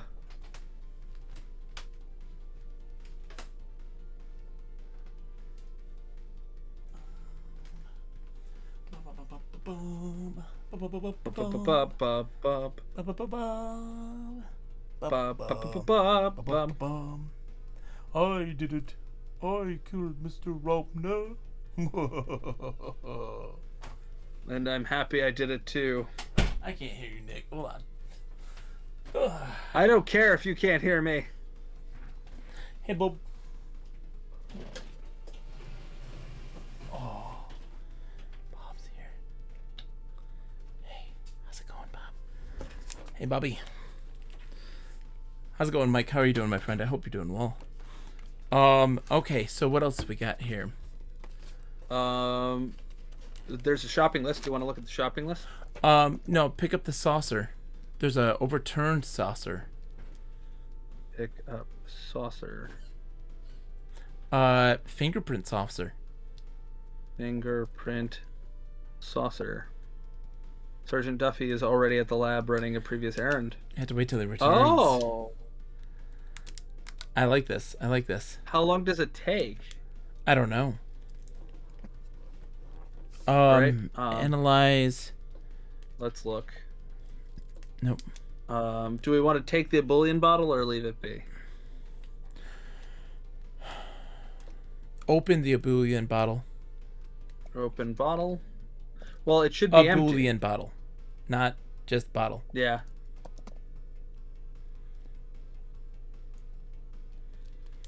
Oh. Okay. Well, it says the coroner does say that he overdosed in ebullient tablets. But I'm wondering if the sugar was crushed up ebullient. Yeah. He took it with his tea. Yeah, that would be exactly like the plot of Knives Out. What happened with the tea in Knives Out? Oh, it wasn't tea.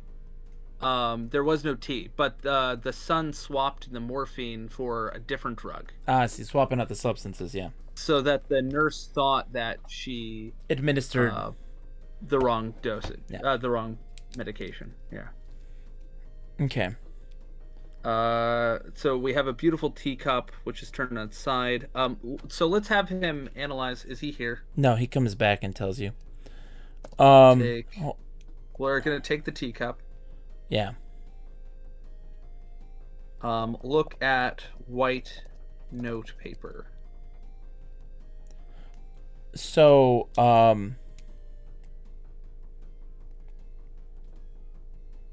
there is a pencil. Yeah, pick up the pencil. Pick up pencil. And then do we want to? There's got to be a way to do an etching. Mike's like, I'm so glad I watched Knives Out like 2 months ago. Because it's this. Like, there's a lot of this going on. So how about write on paper, maybe? Oh, with pencil. Okay, no. Make etching? Or okay.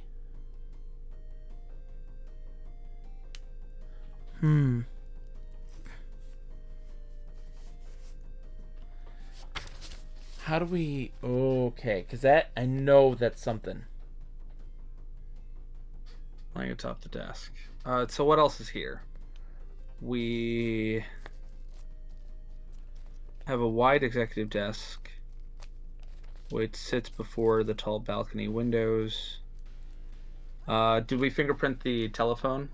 Doesn't matter. We can't right now. Our buddy needs to take it, and we can't. Oh, he's back. No, he's not.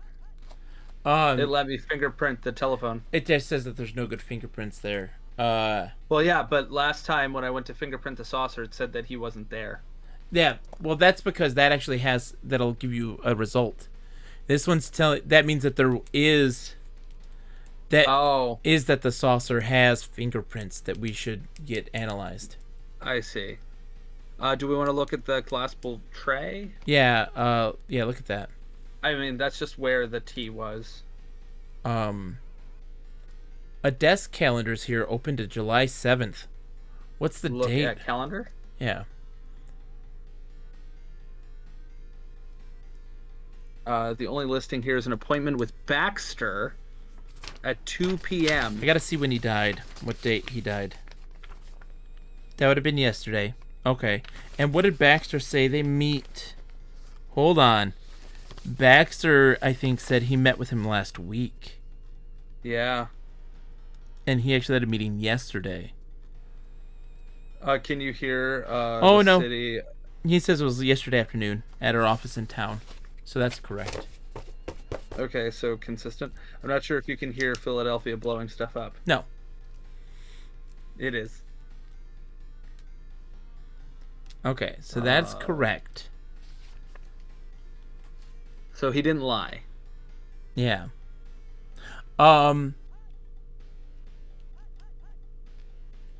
Can you turn the desk calendar to another day? I'm curious.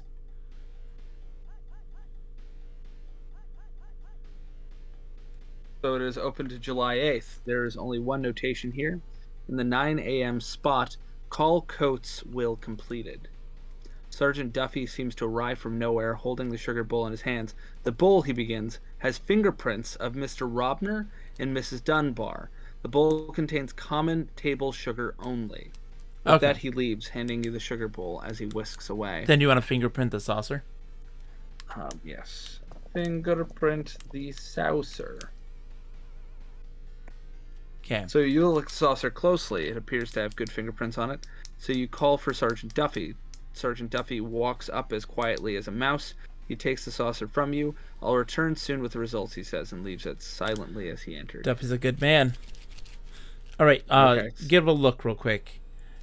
So at 9 a.m., he was supposed to have the will completed with Mr. Coates. And then it was supposed to be read. I guess not read. I mean, he was... So they... It wouldn't have been read until he died. So someone knew that he was going to get the will changed today, so they had to do it as soon as possible. Yes. And guess what? The phone call that Mrs. Robner got was at 9 a.m. Let's see. Indeed. All right. Can you search the desk? I bet you there's drawers to the desk. Look at desk. Find nothing unusual. Look at desk. Okay.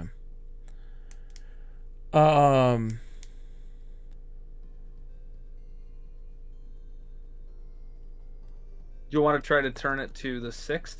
I don't know if... Yeah. 6. Turn calendar back. Nope. Maybe we just have to keep going through the entire year. How far can you go? Or are you actually curious? Sure, why not? Until what's his name comes back. Okay. G. Oh, it's not there. Interesting. Don't worry about it, Nick. I don't think it's that important. Give a look again. There's a bookshelf too. It contains numerous volumes on many topics.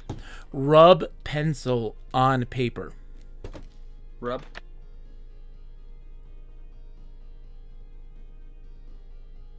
There it Oh. is. There it is. There it is. I was like etching, but because that's the official word. But no, you want to rub it. All right, so Baxter, ST time, insist.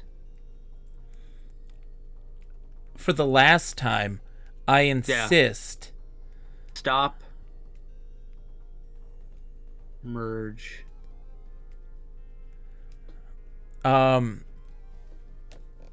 Omnity.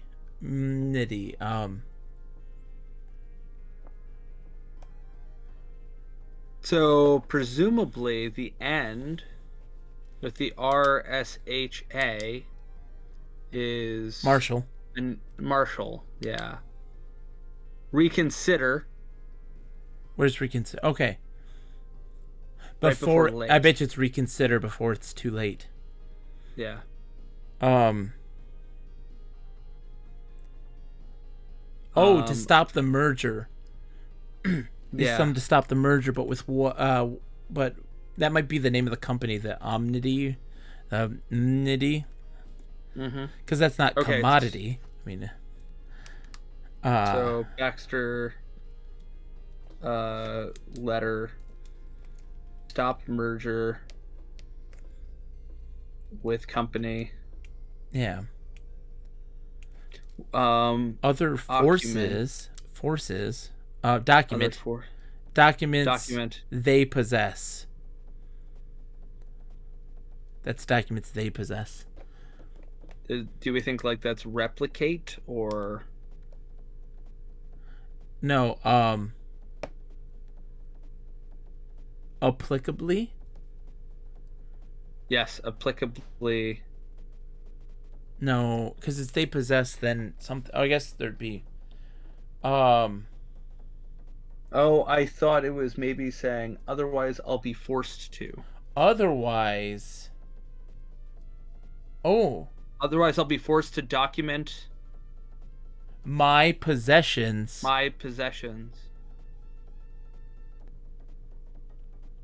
Otherwise I'll be Mike. I'll be forced to document my possessions. What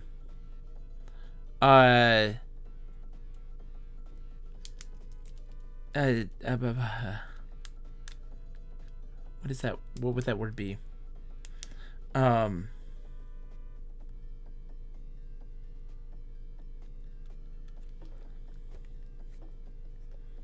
on. I mean,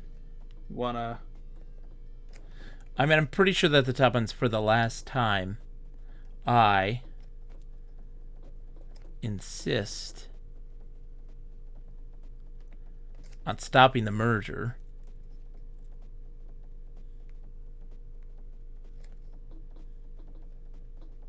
Yeah.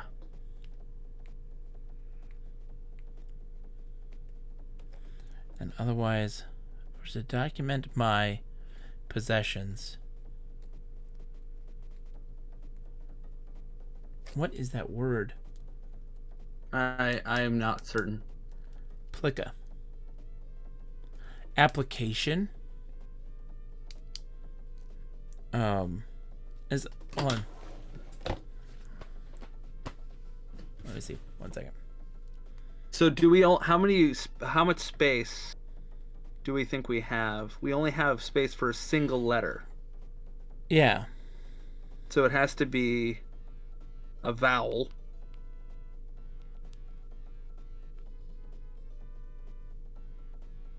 So it can't be application because application has 2 P's. It could be applicable. It could be applicable.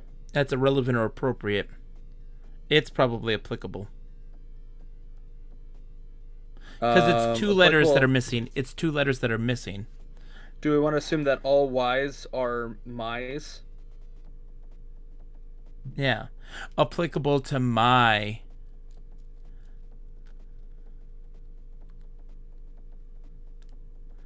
And then focus. I bet you it's talking about shares. Yeah.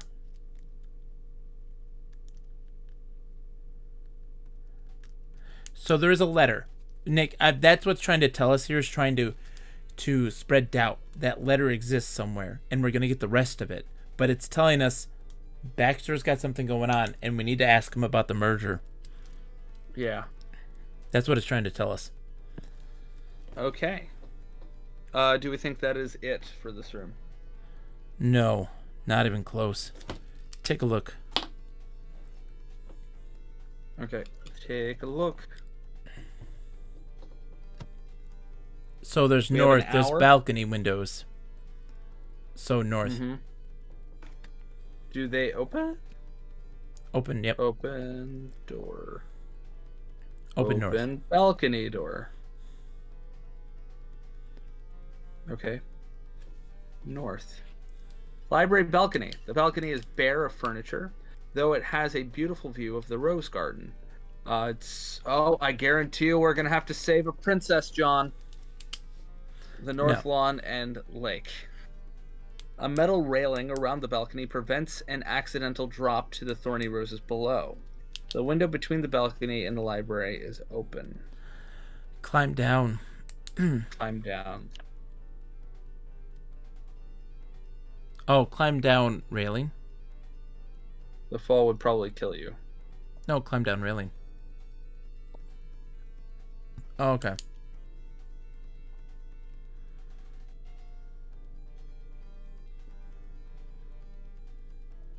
We got 58 minutes. Do you remember where the reading of the will is? It's in the living room.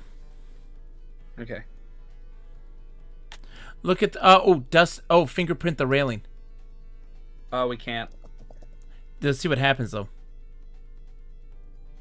Upon looking over and dusting the railing, you notice that there are no good fingerprints to be found. Fingerprint window.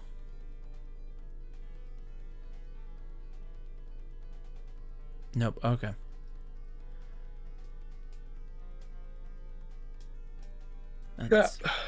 That's fine. So then just go south. We still got some places to explore in the house.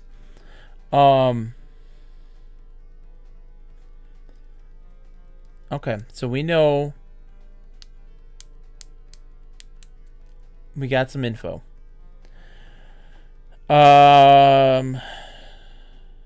East side of the room is composed of 3 large bookshelves. So look at the bookshelves.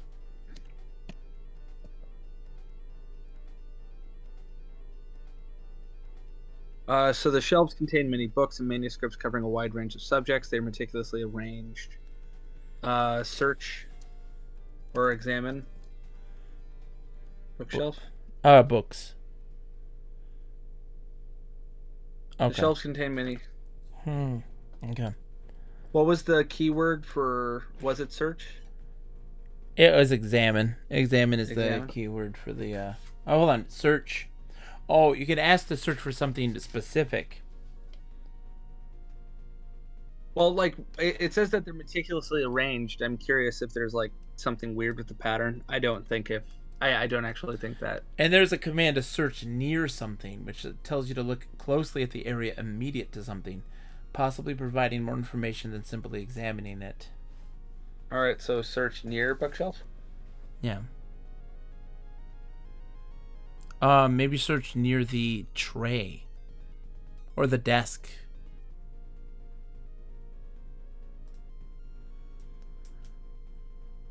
No, okay. That's nothing.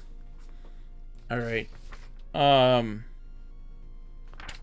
Okay, so go south then. I think we're okay here for right now. And then look here, because I think there's more to this, isn't there? Yes. So to the north is the library. Okay. We have a door and we have a window which cannot be opened. Do we want to fingerprint the window? Sure.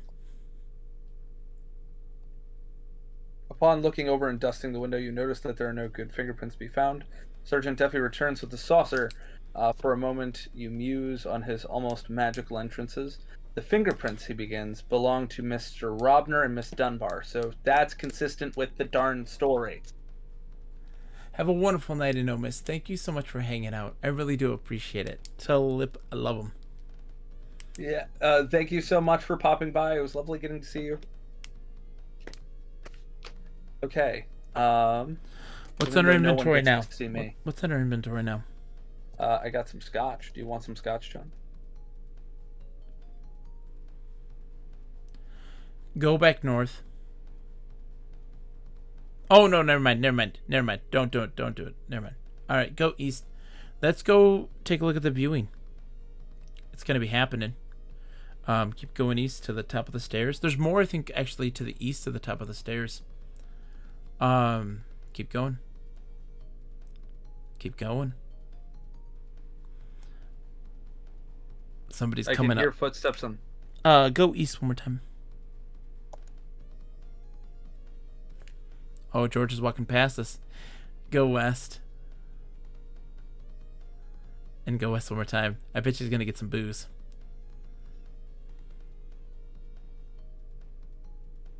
Well. Yeah, so you go east and then south. You gotta go east and south. South. Hungarian Rhapsody. Okay. I would drink the bourbon unless it's poisoned, of course. Drink the bourbon. Take a small swig of the golden fluid, which burns as it goes down. Drink the scotch. It's one thing to take a bracer on occasion, but you must resist the temptation to indulge too often. I like it. Oh, this game does not know me. It's helping you restrain yourself, Nick. Restrain yourself. All right, so then just go north and east, and we'll go to the will reading. Okay.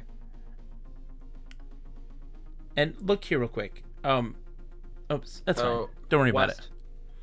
Yeah, you can. Right. Oh, it's down. And that down, you got to go down. Well, I had gone down. I thought you wanted to look at something at the top of the stairs. Oh, yeah, look. Sorry. And Miss Dunbar is heading from her bed. So you're at the top of the staircase, where short hallways run north and south, and a corridor the length of the house. So my bet is that Miss Dunbar and this guy was having an affair of some sort. Who? Mr. Robner, Miss Dunbar. Miss Dunbar's the assistant. Yeah. I don't know if that's the case. Go north. Why would you? There's nothing to indicate that. There's nothing yet, but I'm going based solely on the trope of the genre. Okay. And that if there were an affair between them and he wanted to rewrite his will and get rid of the wife, give it all to her. Like in the movie? That doesn't happen in the movie. It does. Well, in the movie, yeah, it does. He gives it all to the assistant. Yeah. Yeah. Go north.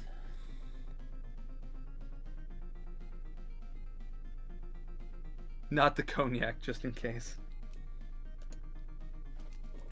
Okay. Okay, so this is the end of a short north-south hallway. To the east is a small room.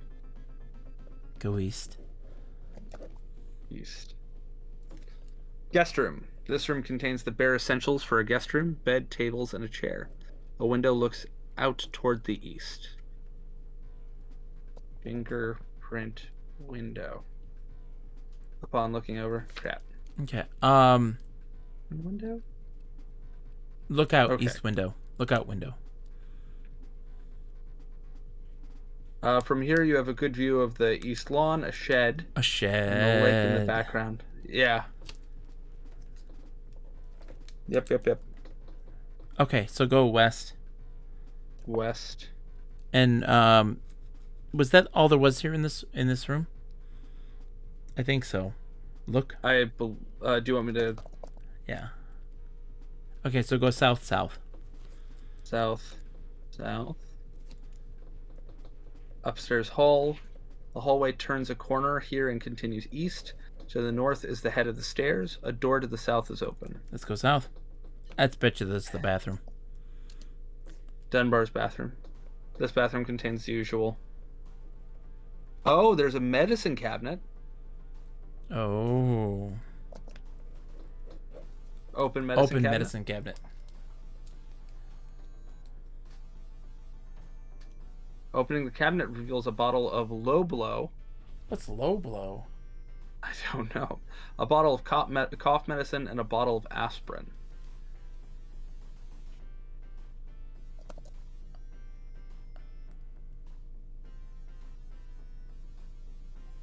I said bottle of Lobo. Just look at low blow.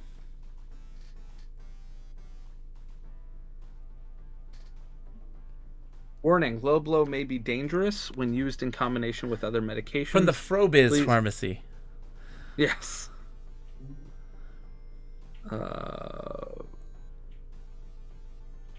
Take 1 tablet or 3 times daily. It is from Frobiz Pharmacy. Methspirin. Okay. Methspirin. Hold on. USP, Hold on. milligrams. Let me look at the autopsy here.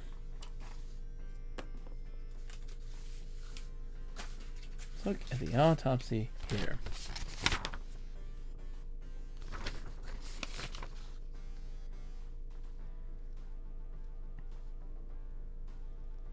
It's not the same, John. What? I miss the smell of you. I miss the smell of you too, Nick. Have them Now I just have... have them analyze low blow. Okay. Analyze low blow. I'll return soon with the results. Okay. He says, and So, moves silently as he enters. Save here. Save. The same save. It's fine. And then let's go north and then to the east. North. I bet you that low blow's got something going on. Yeah. So the hall ends here. To the south is a walk-in closet. Okay, so when you meet east, end of South Hall. The Earl of Chesterwick asks, isn't there an olfactory VR headset on the market? I hope not. The old factories. You just gotta play Leisure Suit Larry 7. That's got a scratch and sniff. Yeah, as much as folks joke about smell-o-vision, I think smell-o-vision would be awful. Everything just kind of smells like barf. So south. South. We only have 8 minutes, by the way. Yeah, I know. We're gonna restore. Ooh. Search cleaning equipment.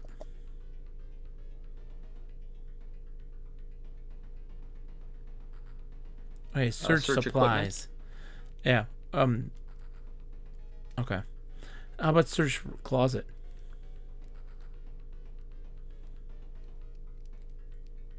Yes. Then exhaust. Yes. Okay, so then just restore. And then we'll just go north, and down, and we'll go to the room. So, north. Oh, down, yep. Down. Down once more. There you go. And then, west. Oh! Yeah, everybody. Oh, Mrs. Rourke has a handwritten envelope.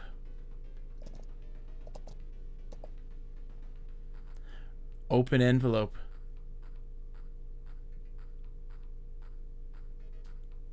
Read letter.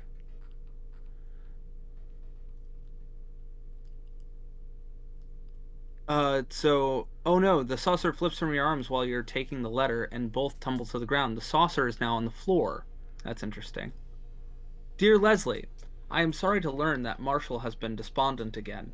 His obsessive interest in the business must be causing you terrible anguish. It doesn't surprise me that he talks of suicide when he's in this state, but the thought of the business going to Baxter after he's gone will keep him alive. So George has finally gone too far? It's hard to believe, after all those empty threats, that Marshall actually followed through. It serves that little leech right, if you ask me. This means that, should the unthinkable happen, you will be provided for as you deserve. I'll see you Friday as usual. Love, Stephen. You can hear footsteps on the staircase to the east. George comes into the view from upstairs. To the south, Mr. Coates enters the hallway. Okay. So, it is implying that he is happy that Baxter would be taking over the company after his death, even though we know that is contrary to reality. So Leslie is Mrs. Rourke, who you took the letter from. Right. And she will be taken care of as you deserve. So she's supposedly in this new will, she is covered. Yes. So let's go west and see what's going on. So that would mean she knows the contents of the new will. Oh. Right? We can ask her about the new will. Some other thing. I want to keep looking at this. So one of the reasons, and I'm probably wrong, but he's occupied. It keeps saying that he's heavily occupied with work, and this is causing dissatisfaction between him and his wife. Yes, because they haven't gone out. They haven't gone out, but what is sort of the lazy TV trope of husband is too busy at work. He has a young assistant. You really want to go with that angle. You really want to go with that angle. You just think that he's having an affair with the assistant. I mean, it wouldn't be inconsistent with the genre. I mean, when we actually start talking to people, you can ask her that question. Yeah. But let's listen to the reading of the will. I think that's a big deal. It's a big event. Okay. Can we just hang out here? We gotta go west. West. Yep. West. Yep. Miss Dunbar, Mrs. Robert. Ask Mr. Baxter about merger.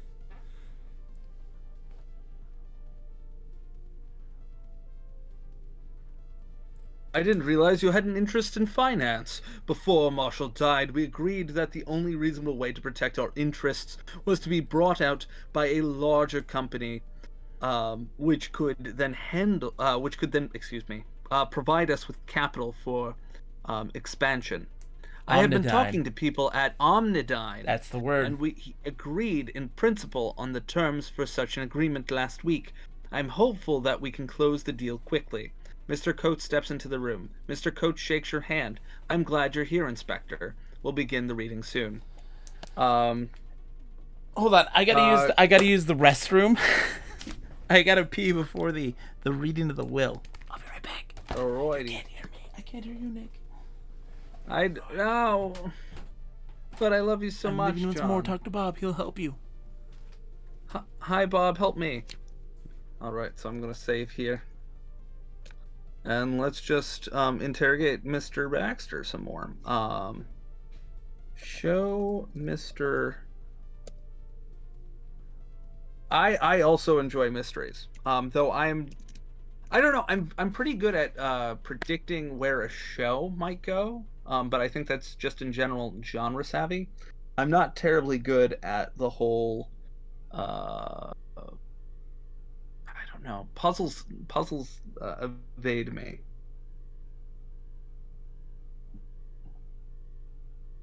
Okay. Says the guy who's been playing text adventures with John for the last few weeks. As show Mr. Baxter etching. Oh, we didn't take that. That's annoying. Baxter about canceled merger.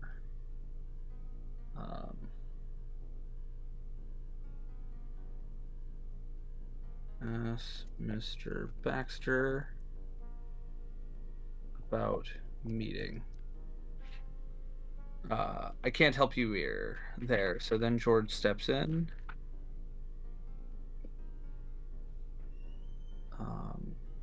Ask Mrs. Dunbar. Miss Dunbar. About affair.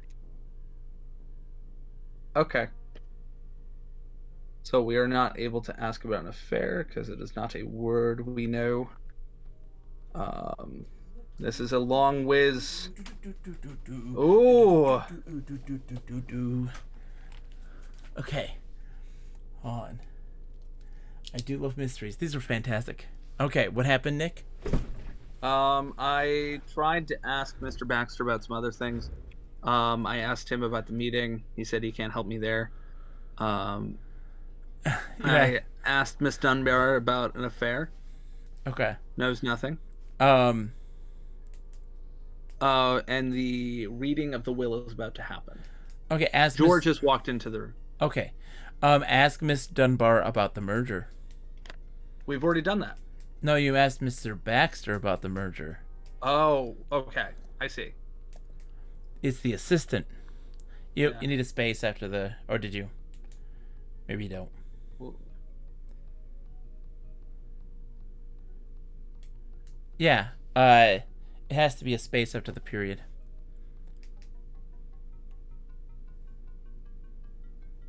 Space. No, no. It's period, then space. There you go. got it. Someone here has played the Colonel's Bequest. Nick has not played the Colonel's Bequest.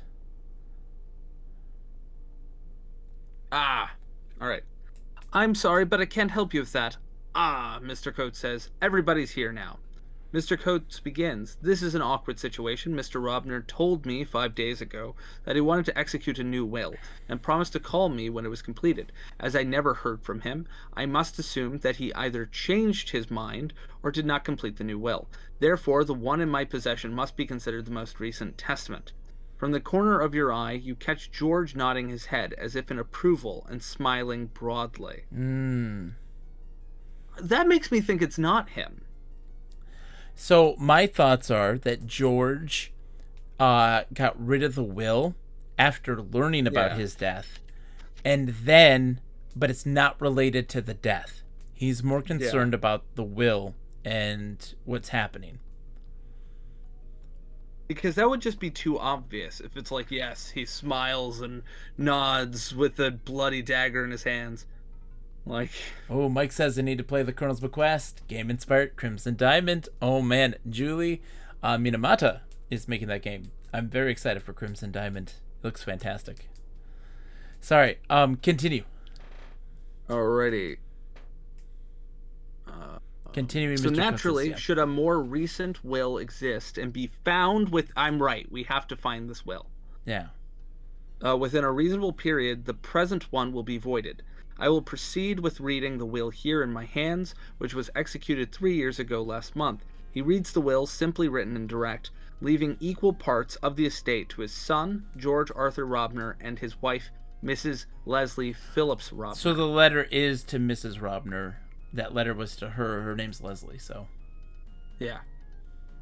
So there is some discussion, understated congratulations, and overstated sympathy, which Mr. Coates cuts short by clearing his throat. I must leave you now, I'm afraid. If you have any questions, I can be contacted tomorrow. He picks up the phone, dials his office, and asks to be picked up at the Robner estate. Mr. Coates heads off to the east. Edgar. Oh, it's going fantastic, Edgar. We are currently just getting a feel for what's happening here in the game. We mapped out the house now, but we also got to map out the outside of the house as well. And we were just here to listen to the reading of the will, which we now know is quite clearly not the will we're looking for. I'm curious to know where it is, though. George, not a will worth fighting for, John? I know, right? We're gonna have to follow George. George did something with it, man. He absolutely did something with it. But I don't think he's the killer. Neither do I. I mean, if he's the killer, this is the dumbest game in the world. Yeah. Because, it's like he smiles broadly and approvingly. Yeah. It is heavily hinting that he did it. He absolutely did something to the will. He absolutely did. But is he the killer? I don't think so. Again, I think that would be lame. So here we diverge from a certain property that I won't mention in case somebody else has not seen the movie Knives Out. And then I said it. Now that you said it. Good job, Nick. How are you, by the way, tonight, Edgar? I hope you're doing well, my friend. I hope you're doing well. All right, Nick. So let's see. George is still here. Mm-hmm. Just hit look real Ask quick. George about Will.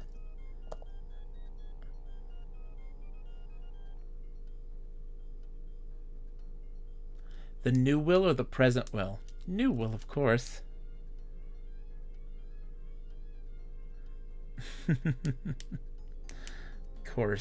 Of course he doesn't know anything about the new Will. We're gonna follow him.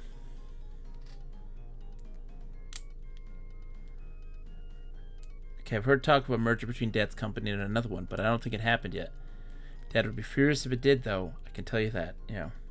No, you have to say, George, why would he be mad?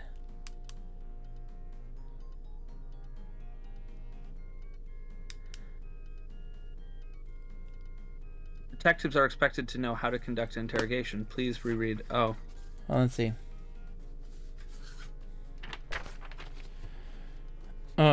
Fingerprint search, show me, time, wait for. What's wrong? Where? Okay. Where is New Will? Say, George, where is New Will?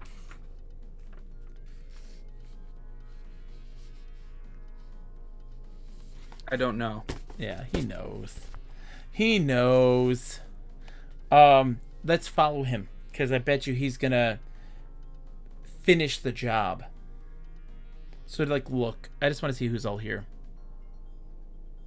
Time passes. Sergeant Duffy appears before you, holding the bottle of Low Below carefully in his hands. His quiet efficiency and youthful vigor impresses you quite a bit. I am sorry, he begins, but the lab found nothing of interest. With that, he leaves, handing you the bottle of Low Blow as he whisks away. Do you want to keep waiting? Yes. No? Yes. Yes. Okay. Just go east then. So presently we have George. He's pacing around the room. We have Miss Dunbar. We have Miss Robner and Mr. Baxter. So let's wait until George leaves. Yeah, take the low blow. Eat low Can blow. I eat the low? Eat the low blow. Eat Low Blow. The low blow wouldn't agree with you. Take low, or no, it wouldn't work. That wouldn't. I don't know. Okay.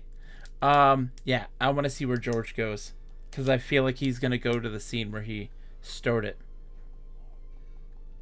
Look. Oh, stop. Yeah, because it's going by like 3-minute increments. Just go east. That's the saucer we dropped.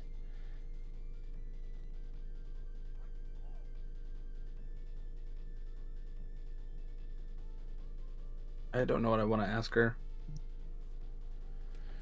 Ask her about George.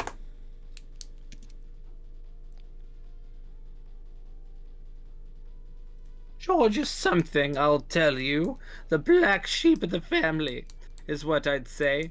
Never met nobody with less respect for money. You'd think it grew on trees. Not that it don't around here. Well, there I go, shooting off my mouth again. Oh. Ask Mrs. Rourke about money.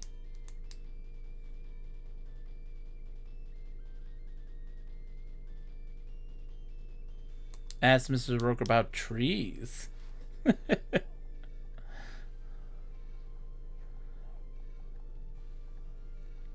No, okay. Ask Mrs. Rourke what's wrong. What's wrong? Yeah. What is wrong? No, that's fine. You had it right. Which way? Apostrophe S. What? Then just say what's wrong, because that. Oh, with a question mark also. What? Say Mrs. Rourke. No. Say. Oh, there you go. You say Mrs. Rourke, comma, space. What's wrong? Let's see if that works. Question mark. No. Why does it tell us that that's a thing to say then? Whatever. Ugh. Okay.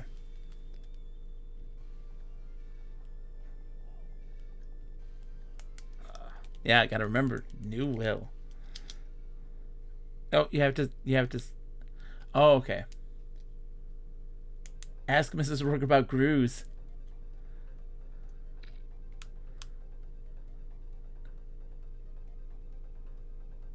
Ah, No, it's not the vocabulary. Um. All right. Let's just look at the outside. Let's map out the outside of the estate okay. then. So you need to go. What? Edgar, thank you very much for the cheers, my friend. Thank you. He's like, that's for humoring me on the grooves. South. Then south. And then, oh, read the Daily Herald. But thank you for the bits, by the way. I greatly appreciate it. That is very kind of you. All right. So the Daily Herald is a local paper in 2 sections. In your cursory look at the first, you find a brief obituary for Mr. Rob. That's fast. It details his career, including the formation of Robner Corps. A few years ago, Mr. Robner and the Robner Corp were given a prestigious award for works in the community. At that time, Robner said, "I am proud to accept this award for the corporation. Robner Corps is my whole life, and I will continue to guide it for the public interest as long as I live." Robner himself had won the great public acclaim for his charitable works. Okay.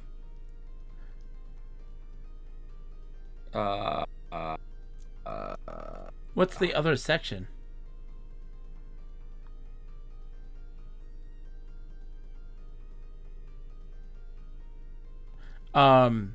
Just look at or read paper. There might be more.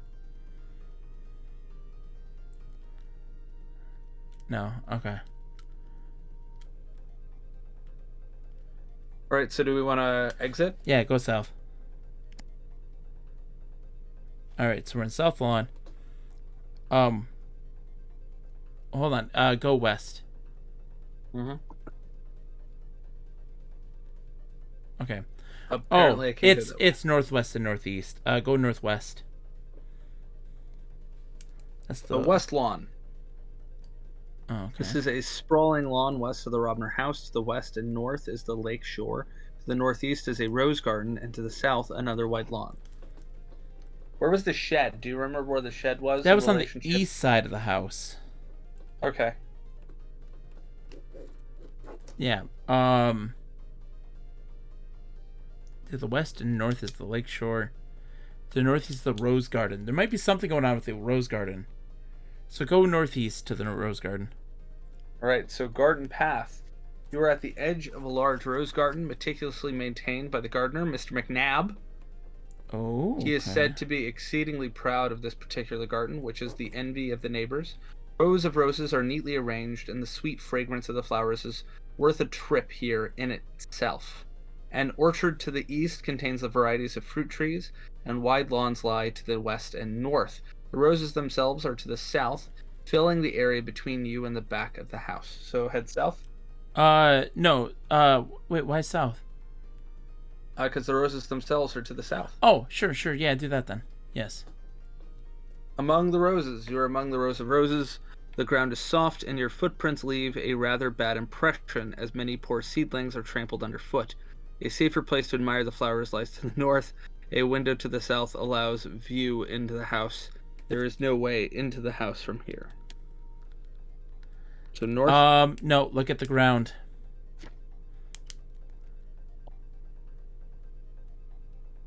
There are rows upon rows of roses here. It would take you the best part of a day to search the ground in great detail. Search the ground. Okay, never mind. Okay. Look at the mud. Or look at dirt. Nothing. Okay.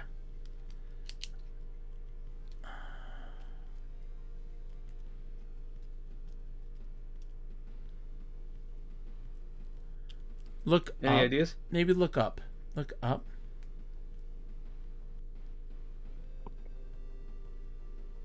Hold on. The balcony directly above us would be the, I'm guessing, the master bedroom. Oh no, that would be the the library balcony. Yeah. Yeah.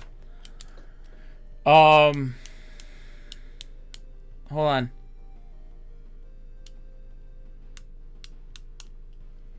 Count the roses. Count the roses.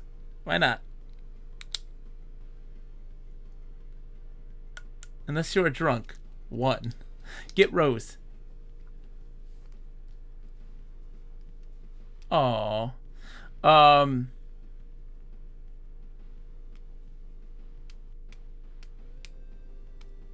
feel like something's in the roses.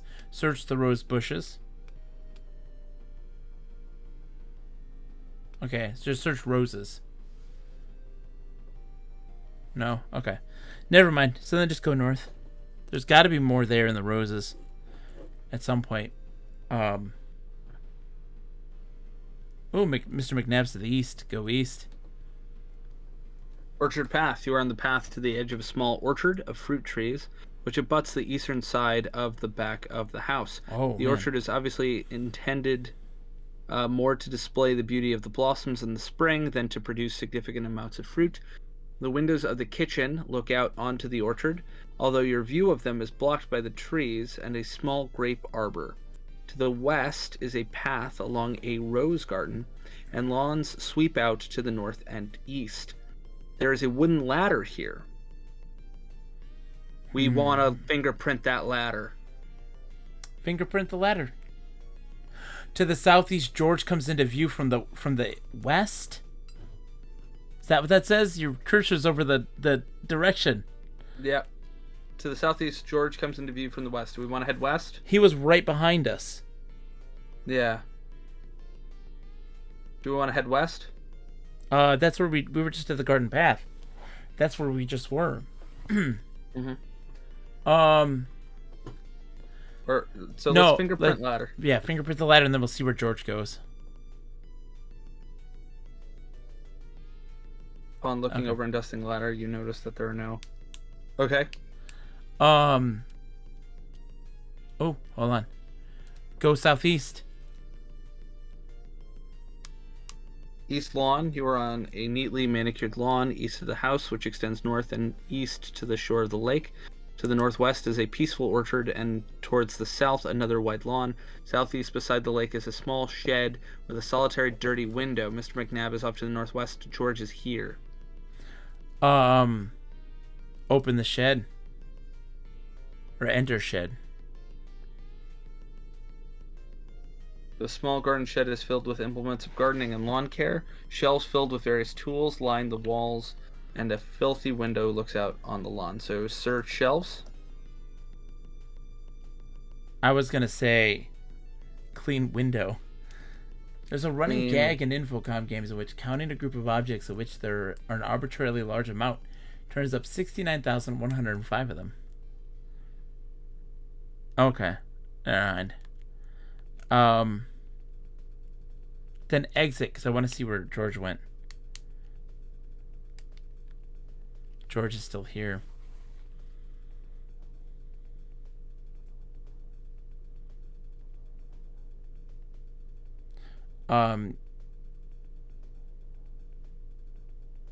He's worked up and is talking aloud to himself. No, you ask him what's wrong.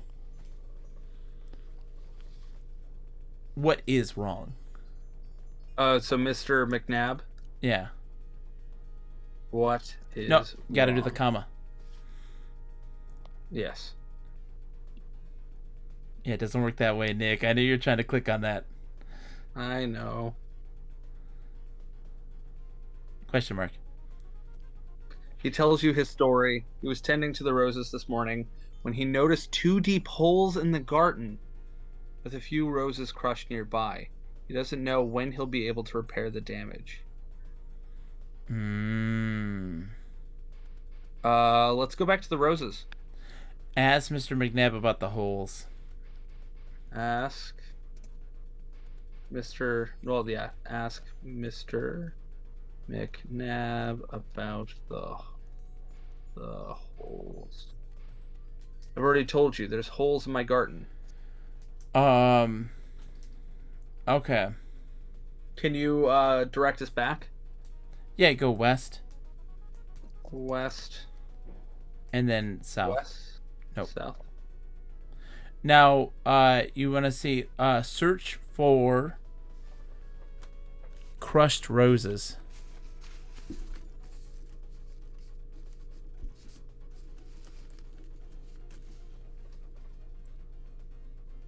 Rose garden is vast and full of thorny.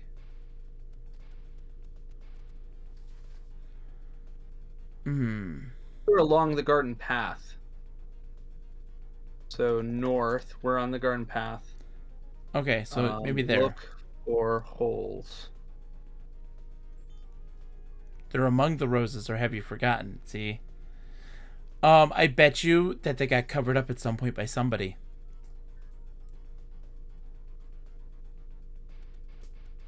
So maybe we want to go back to the very beginning No. and immediately go to the roses? Let's keep searching, but we will want to. Okay, Absolutely. where was so let's go back East. to where George was. East. Then southeast.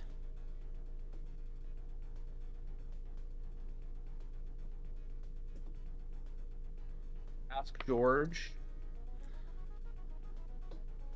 about hole. Holes, yeah. Ask George about roses.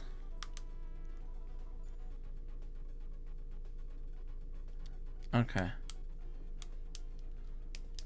He went up to the west. What's to the west? The east side of the house, there are no windows or entries of any kind here at the east side of the house. To the north is the orchard, and to the front lawn lies to the south. A lawn also slopes down toward the shore of the lake to the east. Mr. McNabb, off to the south, disappears from sight to the west. Yeah, he goes to the lawn. Go west. Go west and see where that takes us.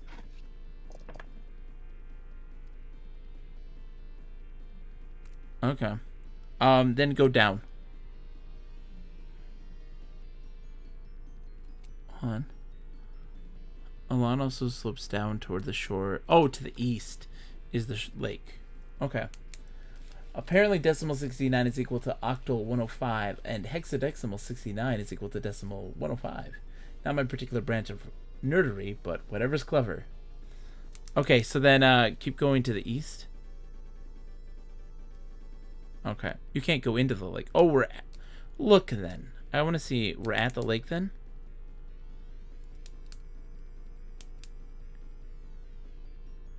Southeast is beside the lake. Okay. That's what we want to do.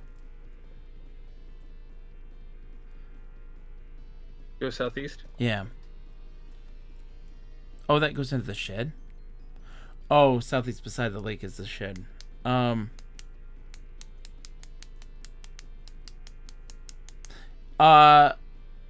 Search for shovel.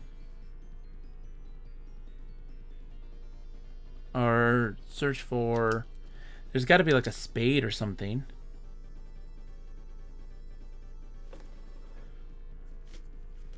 Let me see.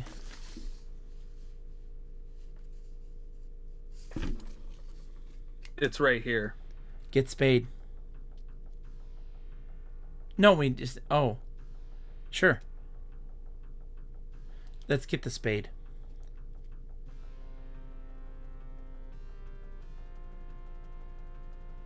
I thought maybe we could use it to dig a hole. I gotta grab the charger for my phone. I'll be right back. By all means.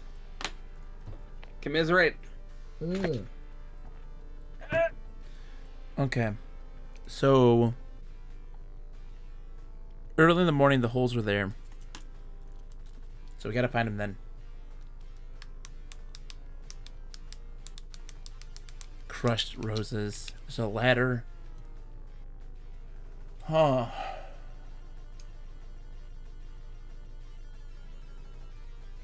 Ooh. Maybe we could use the ladder to listen in on the conversation earlier. Maybe. I don't know. There's a lot of choices here. So we have the phone conversation we need to listen into from Mrs. Robner early in the morning. We have the holes. The letter he wrote to Mr. Baxter, absolutely damning of something going on.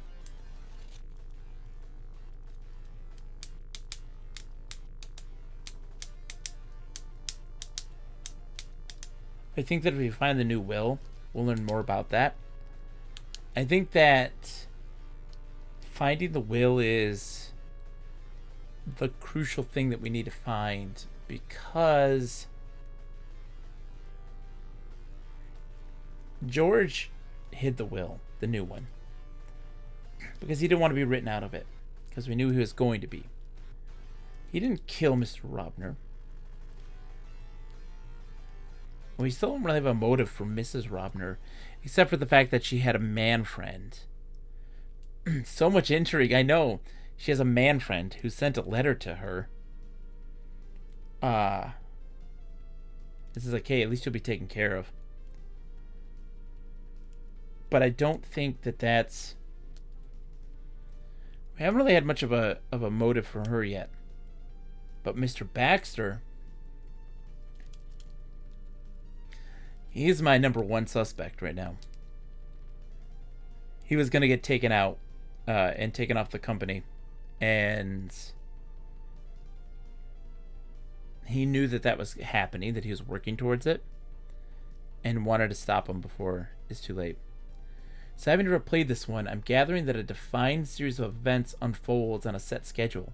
It's all about figuring out the best place to be at what time to see stuff go down. Edgar, I think you're pretty correct. Or at least to get information about what happens where. And right now, again, we're just kind of exploring the map and getting at least some clues about where to go first and foremost. Because like we know there's a phone conversation we need to listen in on. Yes. Like a text-only Majora's Mask. Exactly, Edgar. I like this. I'm taking this. How are you feeling about this? Hole. The holes, yeah. How are you feeling about this compared to Zork, Nick? Compared to Zork? Yeah, how are you feeling about this? So far, it is a little more understated than Zork. A little understated. Okay. Well, with Zork, I felt like by now we had already solved, or had been led to believe that we had solved a puzzle or two. Well, because my thing with this, Nick, is I feel like there's only like 2 or 3 puzzles, but it's really about talking to people and getting information, and then you reload, and then you're like, I got it. You're lickety split, and like you can probably even get it done before the will is read. You know? Yeah. Is there a move counter? I don't see one. That's the time. Oh. Okay. All right. So let's get out of here then. We don't know anything about... Oh. You moved it where I can't see the left side of it. Oh, you can't see it? Nope. There. Thank you. Sorry about that. So do we want... So we've explored all of the outside as far as I can tell. No, we have not. Not even close. Go northwest. Okay. Go south. South? Yep. So south is the south lawn, which is back to the beginning. So go north. Oh. So I just listened to him to see if he said anything else. He's just complaining. Okay. There are references to elephants and holes. Because, yeah, okay. I mean, ask him about elephants.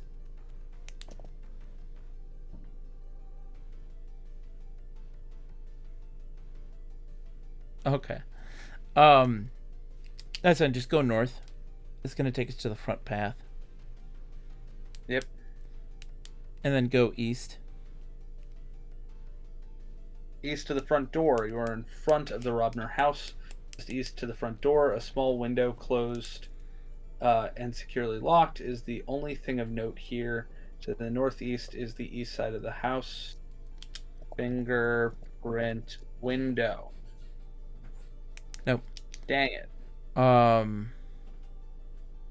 ornately carved cornerstone of the house is nearby. Oh, look at the cornerstone.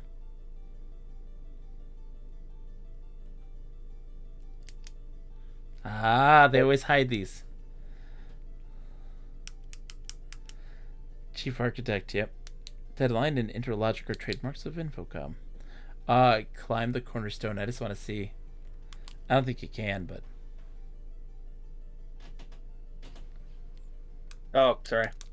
It's okay, Nick. Bizarre. Go east then. George is still here.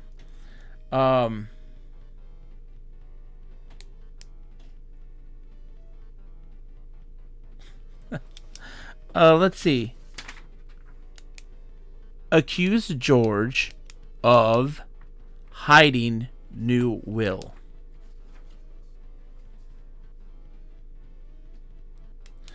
Accuse George of taking new will. Accuse George of new will. I don't know.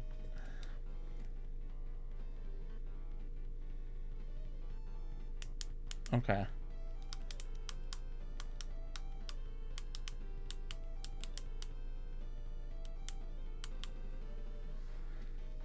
Yeah. Accuse George of trampling roses. Your uncouth manner is certain to turn anyone off.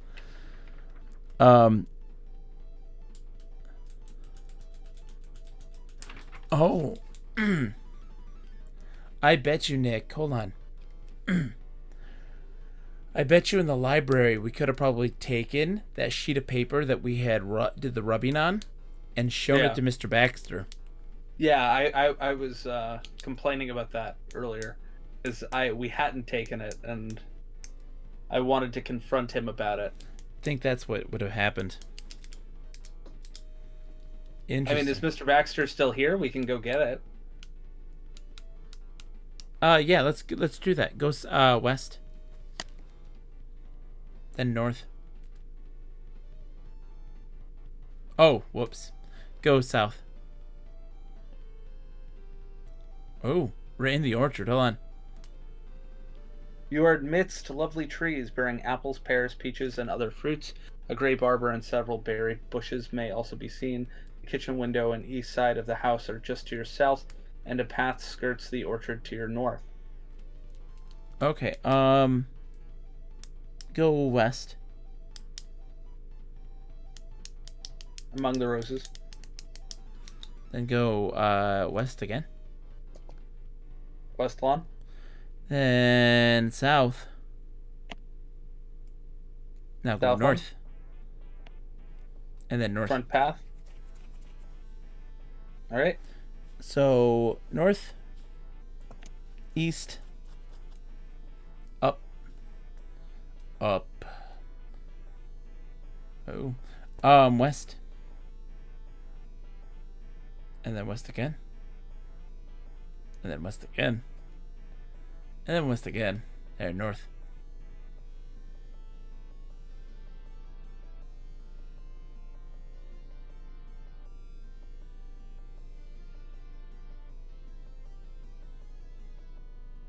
I see. Oh, is that just its way of telling me that my inventory is too full? I think so. What's your inventory now? Oh, because there's so much stuff.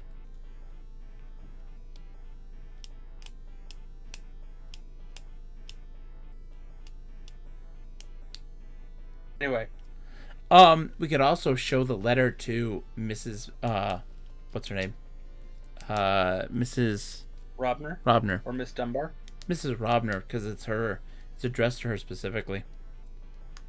I would Um, be curious to see how Miss Dunbar would respond. so drop some stuff. Oh, do we have the sketchbook or no? We don't. Drop like the booze. We don't need that.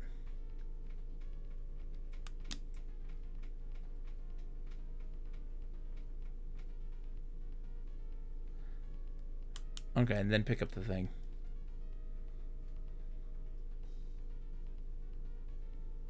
There we go. All right. Oh, and then go south, east, all the way to the bottom of the stairs, or top of stairs. I mean.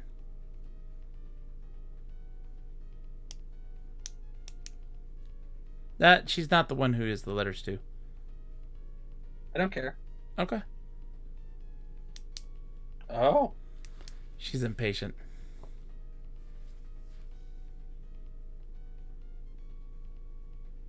Ask her what is up. Ask Miss Dunbar what is up.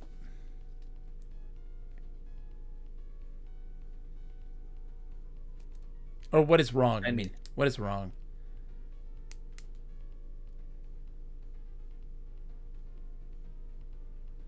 You don't need the comma for that, but it's fine. All right, then just go down. And then west.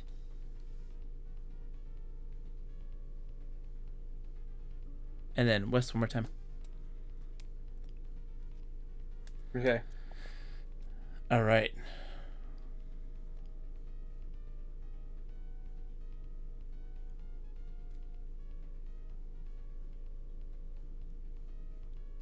So he reads it carefully against the light, then speaks. I really don't know what to make of this. Marshall seems to be insisting that I do something. I'm afraid we will never know, since I never got the note. Yeah, so we got to get the real note then. Mm-hmm. To confront him with it. Then show the letter to Mrs. Robner. 1 second, just writing something. Show letter to. Oh, you spelled letter wrong. Yes, I did.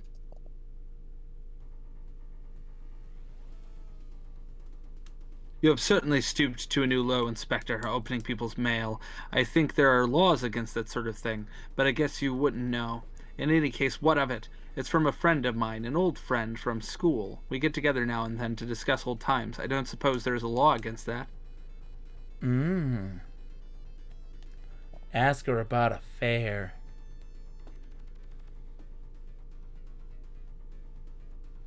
No, okay, listen, see, there's no affair. Nick, no affair.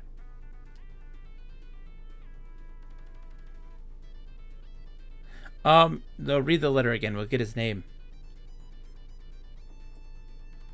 Ask her about Stephen.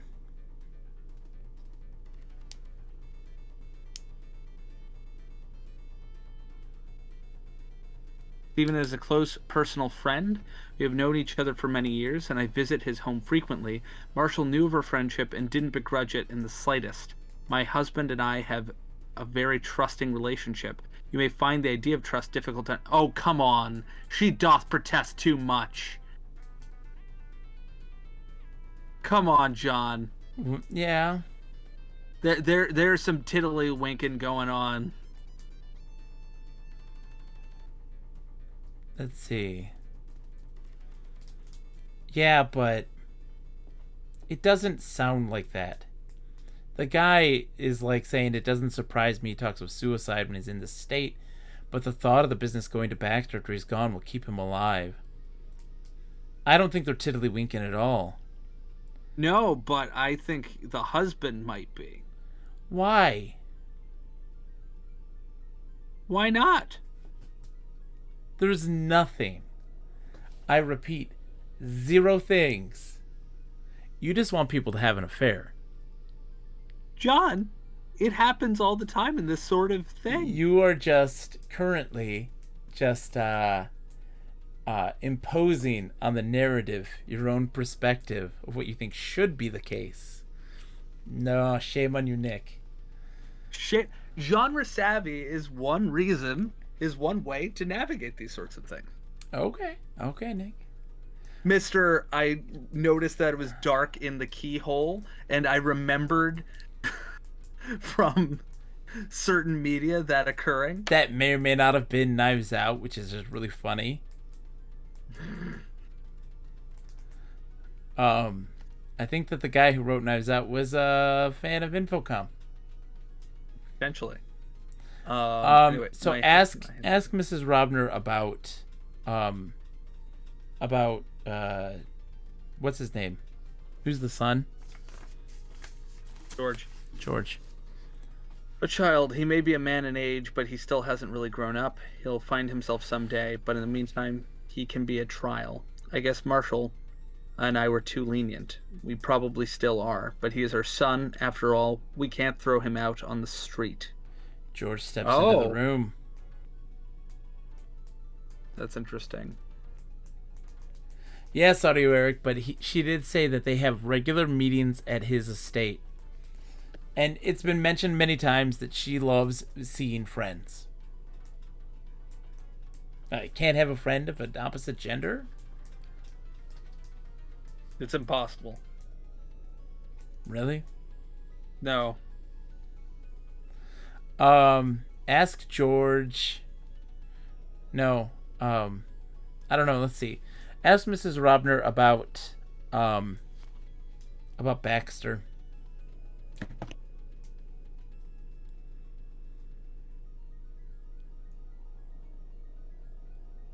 Baxter has been my husband's partner for a long time, but they're not close friends. Baxter has always had the head for making money, and Marshall had the creative spark for new products. The two of them were perfect for each other in the early days. Of course, things haven't been going well lately. I guess none of that matters much now. Where is the note? Sakura says, I know I have slept with every guy friend I've ever had. Oh. That's good to know, Sakura. Nick, how about this? We need to know where the letter is, right? So do you think that Baxter took the letter? Potentially. I want to ask her why things haven't been going well lately. Hi, Sakura. Hello. What do you want to ask her about, sorry? Because she says that things haven't been going well lately, but doesn't say what she means by that. Hold on. I want her to elaborate. That's the company. Well, yeah. Yeah, ask her about the company.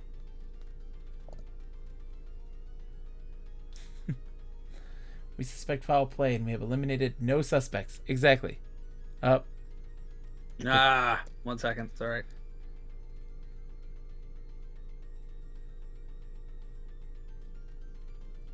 What's it called? What's the company called? It's Robner Corp. Oh. Okay.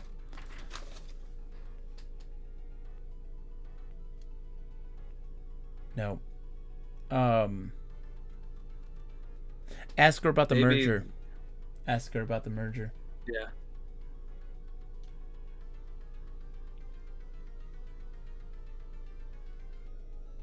Okay. I don't know much about that. Should eliminate them all, then you'll surely have gotten the killer. Kill Mrs. Robner. Nope. With a lethal blow of your hand, Mrs. Robner falls dead. Your mind becomes confused amidst strange screaming, yelling, and the pangs of your conscience. How could I have done it, you ask yourself, as you hear the distant sound of police sirens. Sergeant Duffy and two other officers enter and grab you rather unceremoniously. They take you to a waiting car, where forlorn and disgusted, you begin to ponder prison life. Perhaps you think, I shouldn't have done that. Let's start over. Ended. Would you like... Yeah, let's start over. Yes. So we're at the South Lawn. So go northwest. Let's go to the Roses. That's the thing. Northwest. Northwest. Then northeast. Northeast. Then south. Wait. You are at the edge of the large rose garden meticulously maintained by the gardener, Mr. McNabb. He is said to be rows of roses are neatly arranged. An orchard. Yeah. Okay. Because we've never been here before now in this playthrough. South. In the distance, you hear, Uh, "Hey, what? You there?" yeah, because he's here right And now. other, yeah, and other choice words muffled by a strong Scottish burr and stiff breeze. Now, standing at the edge of the garden, you can be seen the person of Mr. Angus McNabb, the gardener. He advances, looking crazed and gesticulating wildly, with each carefully chosen step in your direction. A barely visible wince of pain comes to his deeply lined face. He regards you as you would regard the man whose car just ran over your little puppy dog. Among the roses, you are among rows of roses. The ground is soft, and your footsteps leave a rather bad impression, as many poor seedlings are trampled underfoot. A safer place to admire the flowers lies to the north. A window to the south allows a view into the house. There is no way into the house from here. Mr. McNabb is here. He seems pretty angry about something. Ask him what is wrong. Were we the ones who made the holes before? No.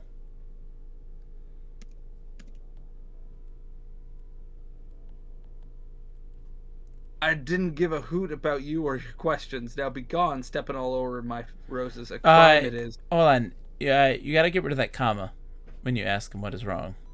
Why? Because when we ask them those things, we don't normally have a comma there.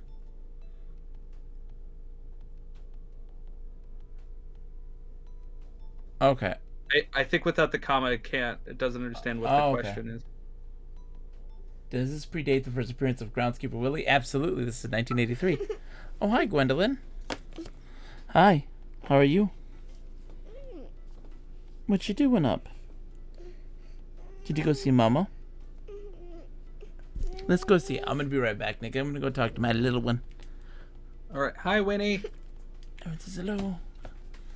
Let's go. All right. Let's go talk to Mama. Let's go see. Restore.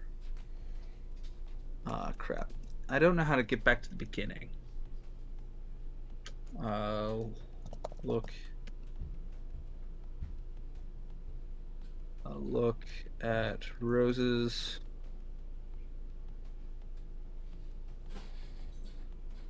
There are rows of yellow, red, pink, and white roses here. Look at ground.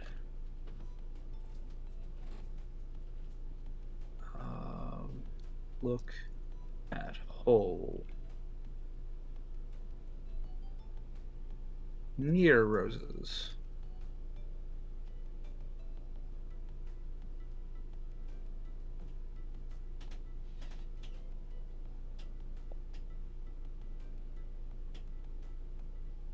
North. Look at roses.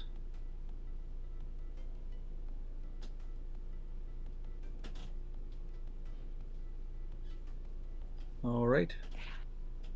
Leave a rather bad impression, as many poor seedlings are trampled underfoot. Safer place to admire them. Window to the south. There's no way into the house from here. South. South. Among the roses. What did I do? Anyway, sorry. That girl is a ninja. That girl is a ninja. Indeed. How do we go back? How do we restore to the beginning? Oh, just restart. We have a save. Just type restart. Okay. No, she was a ninja. She sneaked up on me. She went down the stairs. I didn't even hear her. She was so quiet. Also, my oldest is still awake. All right, what's up, Are they Nick? still? Well, it's good to know that I'm not the cause of their not sleeping. Yeah, exactly. What's up? What do you want to know? I want to know if we're causing because he's complaining about the holes. No. And every time we look, I can't see it. No, so what happened is he's telling you that somebody went through the roses. I'm telling you that somebody, what we want to do, the roses there, Nick, are underneath the library. Yeah. It's a clue to tell us the holes, Nick. Mm-hmm. Ladder. Yeah. He said 2 holes. Somebody did. came in from the using the ladder. That's what that's telling us. Okay. Do we want to ask? Let's locate McNabb and ask him about the ladder. Sure. Do we want? Farewell, Earl of Chesterwick. Let us do a procession of your leaving. Ready? I've lost my voice, so I can't really do a song that's so great. And so I'm on the recovery stage. But farewell, Earl of Chesterwick. Yeah, and with the delay, I'm sure that's beautiful. It was very beautiful. I think that Bob has a tear on his eye. You can see that one eye that you can see. Oh, I think that's blood. Bob, I told you to stop murdering people. So that is telling us the ladder, though. So let's go get that ladder. Okay. That's northwest. Northwest. Northeast. Northeast. East. Oh, okay. So no, it's just the garden path. We've done this before. Yep. Yeah. And then east.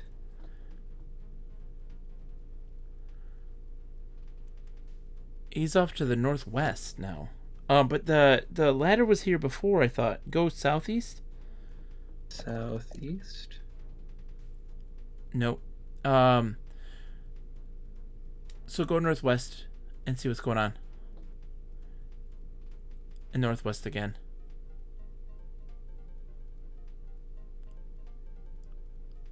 He's wiping his brow. We never were at the North Lawn before. Mm-hmm. It's an idyllic spot. It lies on a jut of land well north of the house and is surrounded on three sides by lakeshore. Its charm includes the sweet smell of roses blown in on a southwest breeze from the rose garden and by the sound of leaves rustling in the orchard to the southeast. All right. Ask Mr. McNabb about roses. Mr. McNabb goes on for some time about the exquisite nature of the garden in general and mentions, for your benefit, some of the finer points of the gardening. Ask him about the ladder. Ask McNabb. Yeah, see if that works. It might be easier. Ladder. Well, about it. I use it for greening the gutters and pruning the trees. Ask McNabb where is... Hold on. There's a where, or show me the ladder. Let's see.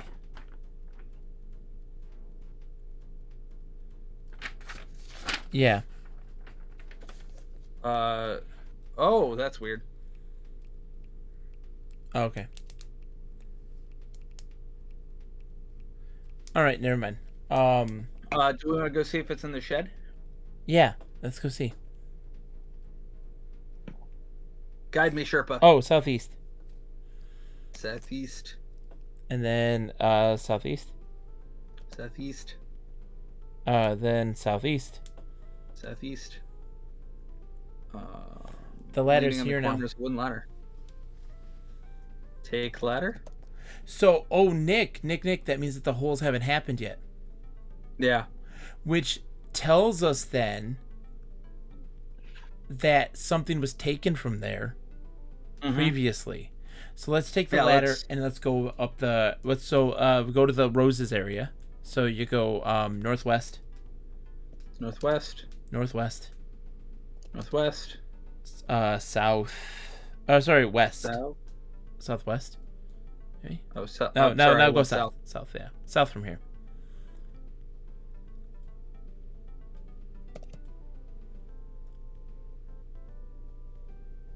Drop ladder.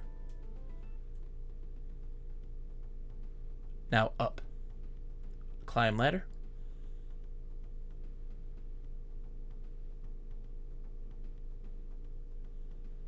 Oh,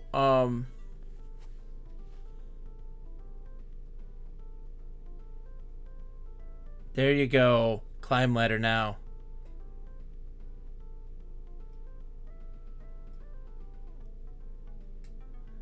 Okay. Metal railing around the block. Okay, so open the Open the door. South.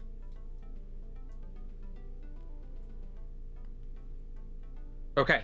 So this is the library where Mr. Robner's body was found. It is decorated in a simple but comfortable style. Mr. Robner obviously spent a great deal of time here. A wide executive desk sits before a tall balcony window. A telephone is sitting on the desk. It's more text than it was before. Yeah. Lying on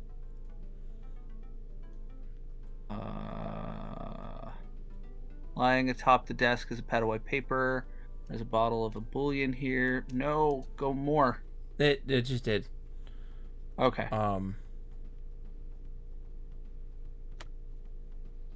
Search the papers. Maybe they took the right paper out of there.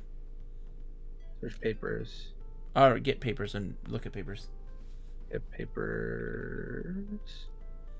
Look at papers. So there are 3 wads of paper. One is a shopping list, another is a list of current stock prices. The last is the start of a letter to the board of directors. We didn't ask him about that letter. Oh, yeah. Oh, do we want to... Nick, when you showed him, you may have showed him those papers. I didn't, it said that I didn't try to show up to him. Remember, you did. You showed him the papers, Mr. Baxter.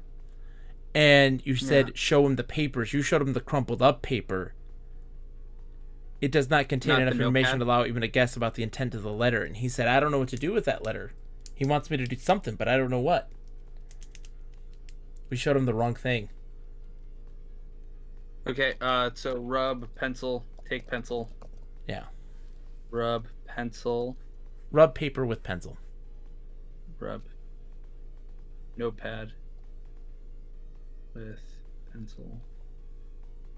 Take notepad. Yeah. Look. So something has changed. Why?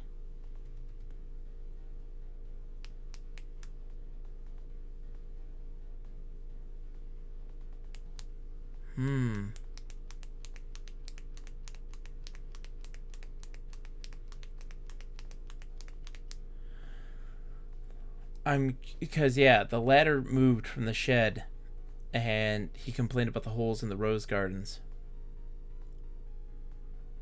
Look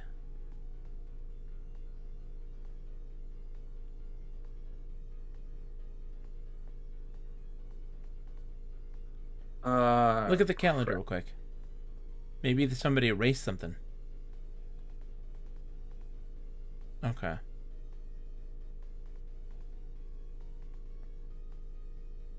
Well completed.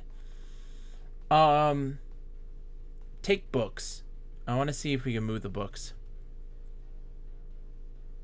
Okay. There's got to be something with the shelves.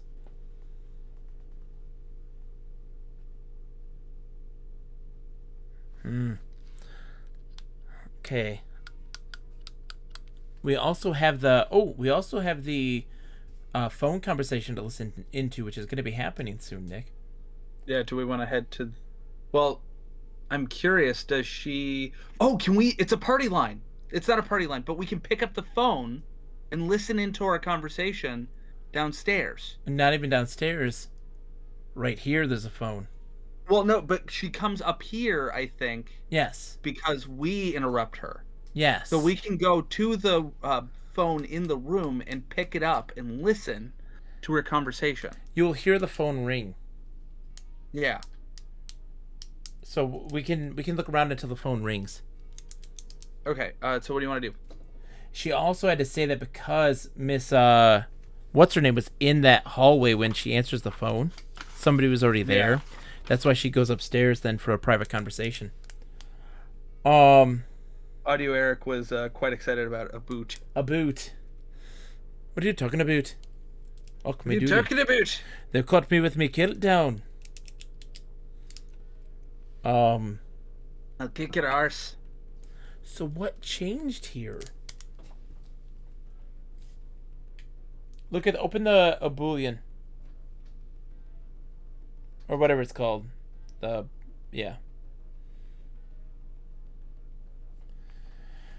Analyze the tablets.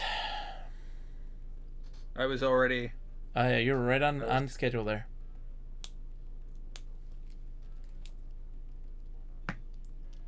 Okay, so we know the low blow is nothing. Yeah. But the low blow says not to mix medications, you Yeah. know? So I think that has something to do with it. So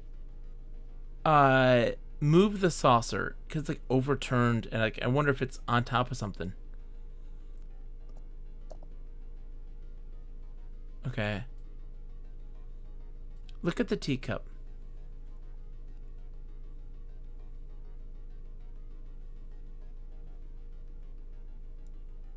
Brown Oh, discoloration at the bottom. it's probably from the tea, Analyze the tea though.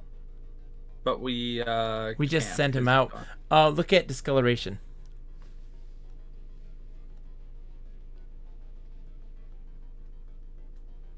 Okay, look at brown. Look at Brown. Look at the brown. No, okay. Of course, it's not in your vocabulary Yeah, so we're blank. gonna have to say like, can you type in analyze bottom of teacup?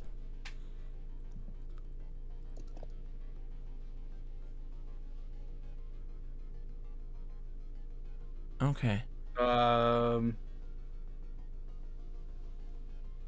Good night, Audio Oh, Eric. Audio Eric Thank you is so much. heading out. Have a wonderful night. There's no fingerprints on the cup. That's so weird. Like, unless we're saying that like the teacup wouldn't pick up fingerprints because of its material, but Can like it should have his. analyze the teacup. We can't. No, just you haven't actually tried yet. We never did that before. So let's take teacup Yeah. and give it to him later. Yeah, when he comes back. And I wonder Um. if maybe they cleaned up. Eat the cup. Hey, D Chateau, how's it going? Ooh, lick the teacup. Look in teacup.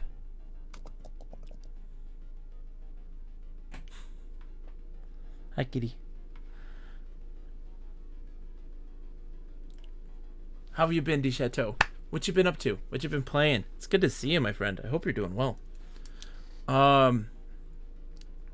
Let's We've already murdered someone. on accident. No, on purpose.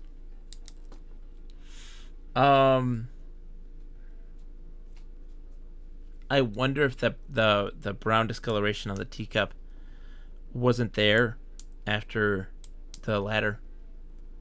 We're getting close to the time. I attempted to kill the teacup. It does not succeed. That's funny. Been playing the sleep for days because I feel drained game. Oh no, dude, I'm so sorry. That stinks. I'm with you. I'm recovering because I actually lost my voice. Like, legitimately. A few days Oh yeah, ago. it sounded like somebody punched him hardcore in the throat. It was really bad. It's getting better. Yeah. I Find found it. I found it in the toilet. It had been stuck there for a few days. It was trapped. It was drowning. It was pretty bad. Yeah. I mean, it makes sense that his voice would be somewhere adjacent to his own ass. So when the phone conversation happens, Yeah. we know that the son leaves the he walked by us. I bet you, Nick, Yeah. he's hiding the will, or he gets it from here somewhere. Yeah. No one hardcore punched me in the throat, sadly. I can't. It might be the wow might be directed at where I said your voice was. Where was it? What'd you say? I didn't even know. Oh, I joked that it was near your own ass. Oh, this is also true. Yes. Mr. Robner was working on some sort of improbability drive. Exactly. Indeed. Okay, Nick, let's do a look for me real quick. Look. Apparently, it takes a minute to look. Pick up the tray. Examine the tray. Oh, okay. It's just got the sugar bowl.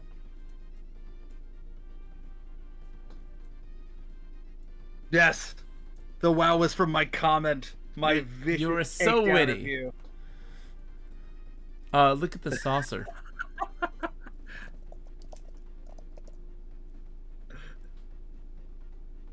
Oh, God. The saucer is hand-painted with a mythological scene. It has a couple of small areas of brown discolorations, likely again from the tea, I assume.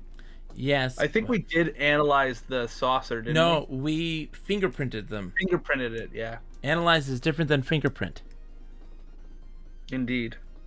Why don't we have 6 minutes? Okay. So do you want to wait until... Do you want to follow her then until she goes into her room, and then we'll go over to the library and listen in from there? Yes. Or we could just wait, because it should ring from here as well, right? Yes? Let's save. Yes. Phone. Maybe phone. Yeah. Okay. So wait. Wait. It hasn't happened yet. It's a little bit after 9. It's at like 9:15. Wait. The telephone rings. Do you want to keep waiting? No. Yeah. Answer phone. Answer phone. You take the phone and hear an unfamiliar man's voice say, "Hello? Is Leslie there?" You start to reply, but Miss Robner picks up the phone from another extension and hears you. "I've got it, Inspector," she says. "Hello? Oh, it's you. I can't talk now. I'll call you back soon. Bye." You hear 2 clicks and the line goes dead. Hang up the phone. Hang up the phone. Oh, never mind. I guess it doesn't matter. And now go south. Wait till she goes into the room. So, yeah, go south. South?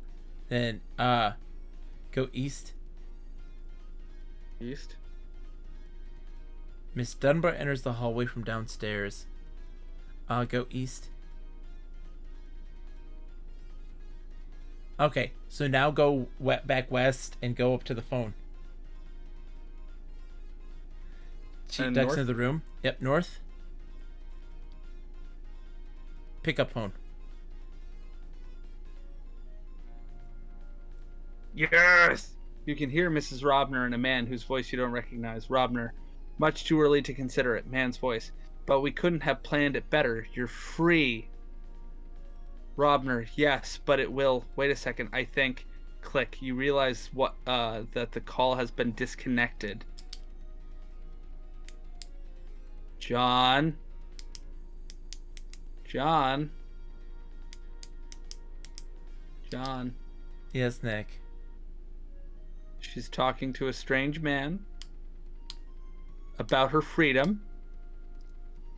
From whomst, John? From whomst is she free? It's much too early to consider it, but we couldn't have planned it better. You're free. Yes, but it will. Wait a sec. No, Nick. Nick. Mm-hmm. No, listen. Listen to me. She didn't kill him. I don't think she killed him. They're more concerned on the fact that she's going to be taken care of in the will. And now them marrying will be great. It's much too early to consider getting married right at this moment, immediately after he dies. But they definitely want to. Yeah, so John, Yes, Nick. what is happening here? There are people who talked about wanting to have a relationship, but the thing that was keeping them from having one was the husband. And now that he's dead, maybe they could then pursue a relationship. So what would we classify this as, John? You can't prove that they had a relationship while he was still alive, Nick. Uh-huh. Mm-hmm. Mm-hmm, sure. They were at least emotionally cheating. There was an emotional affair, John. You're an emotional affair. Yeah, I am. I'm pretty taxing. Huh. That's all. Okay, Yeah. so south. Go south. Go east. Oh, let's ask Miss Robner about the So we're gonna go. Ask her Down? about the phone call. Yeah. She's not there yet. She's down the stairs. Okay, so down. Yeah, because we're looking down the hall, Nick, and we see her going down the stairs. Okay, so Gotta we keep head going east. Yeah. There you go. No, keep going east. And then now down. And then west. She's in the living room, so west again.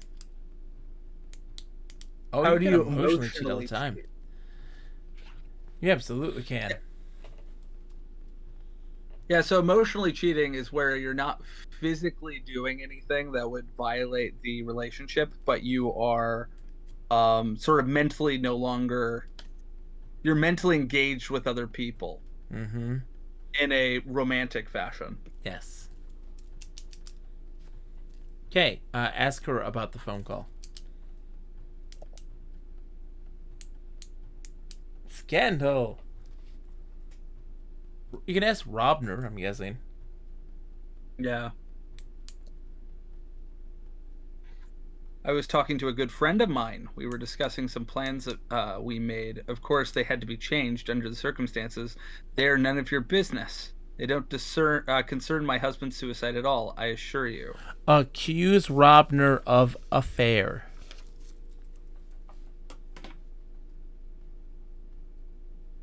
Doesn't understand affair. Of cheating.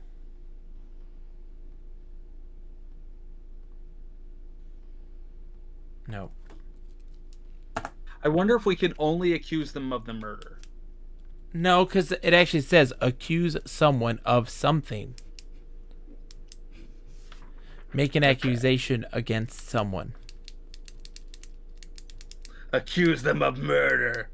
1 second. Oh, and Nick, you can analyze something for something specific. Oh. That is very weirdly casual.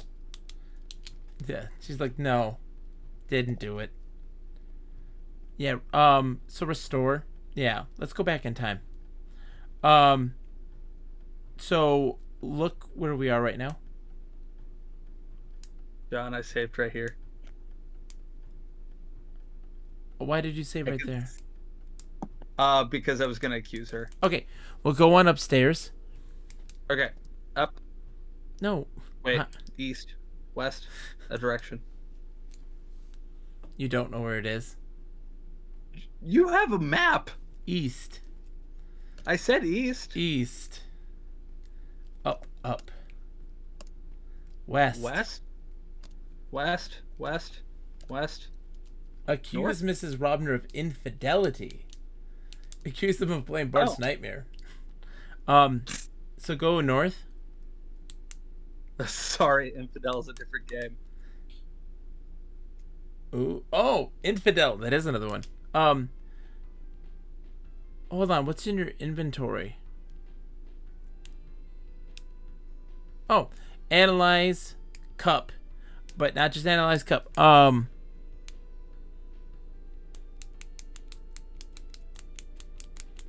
Analyze inside of teacup. There's the bottom of teacup, but just say analyze cup. Okay. He takes the cup from you. What did he say about the last thing we had him analyze? Nothing. There's nothing. There was no fingerprints on it on the teacup. Remember? Oh no, but like we had him analyze the ebullient tablets, didn't we? Yeah, What did he you say skipped about it that? because you did wait, and he came back and did it in that time. You never read it. Shoot. Shame on you, Nick. I think it was just that they're plain old ebullient tablets. Yeah. Okay.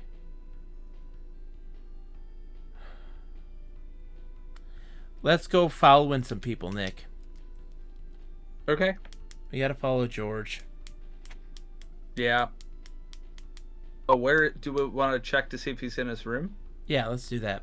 So south, east, south.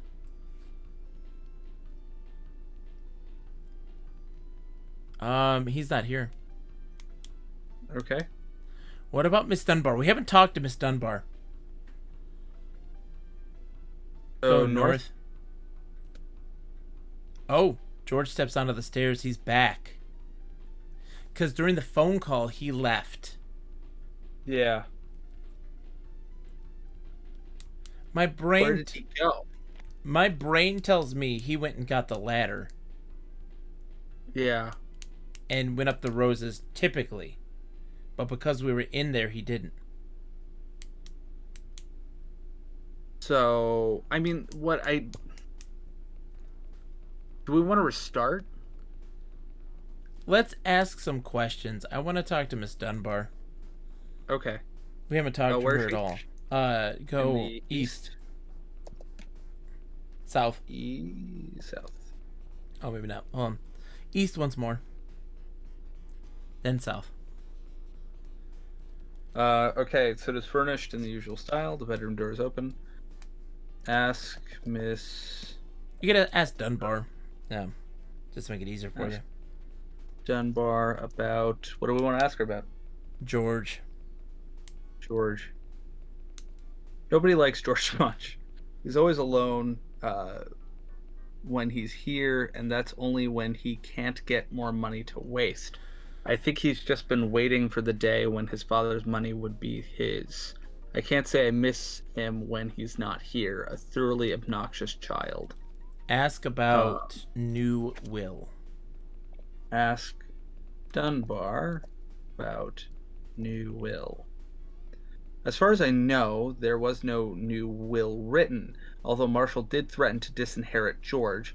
I guess he could have written one without my knowledge. I'm not always with him, you know.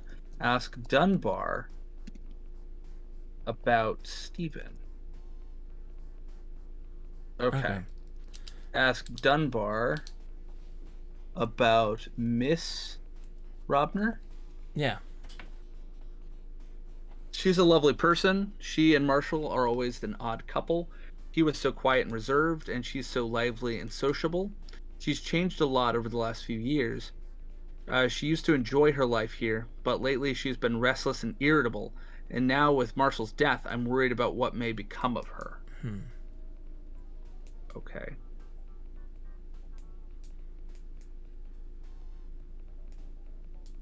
Ask her about Baxter.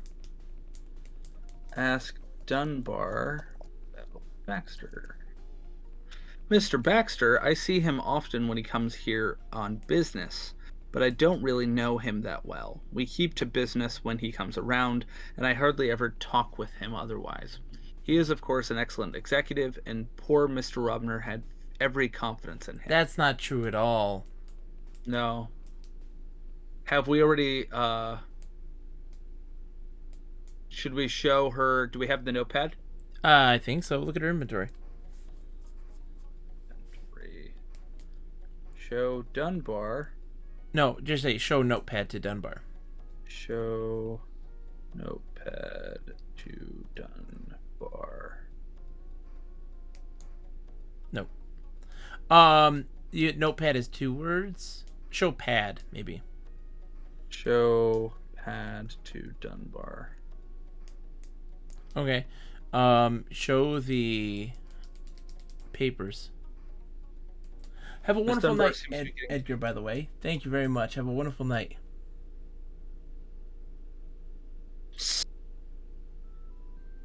Okay, a trace of tea. Wait.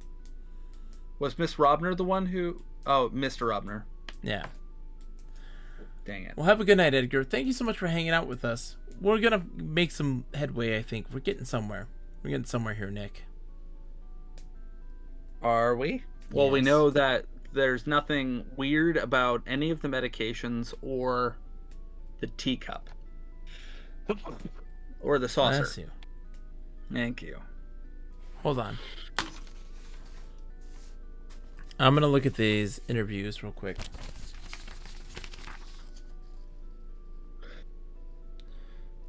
Bullion tablets. Yep. I'm looking to Miss Dunbar talk. Mm-hmm.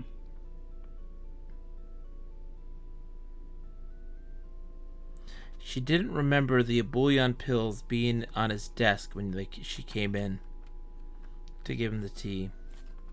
Okay, who didn't remember that? Miss Robner? Dunbar.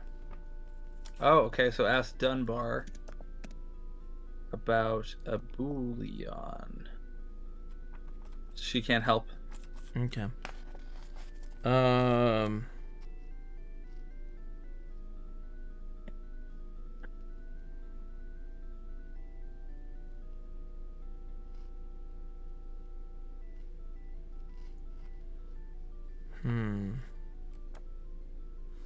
We need to find the tea kettle. She wasn't in the kitchen when the kettle was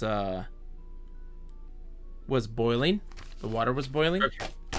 And there could have been So something put in the tea kettle. do we want to go to the kitchen? I think so. Okay. And then we can ask Mrs. What's her name for where the ask Mrs. Whatchamacallit for the tea kettle or where? What do you ask them? You ask them a question. All right. So I'm at the top of the stairs. So down. Yep. Down. West. Correct. Then north and then north. North. Okay. Oh, George is wandering around. So we ask her.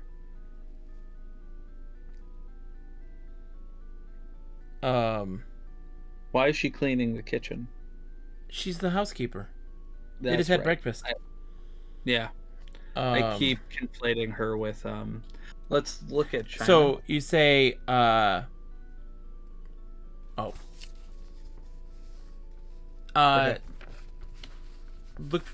search for tea kettle or kettle.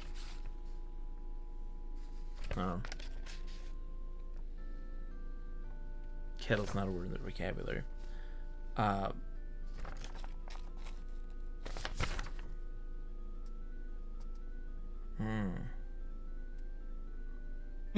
indeed. I know. Do we want to go to the pantry? I mean, it didn't. There was just food in the pantry. Yeah. George heads off to the. Go south. Follow George.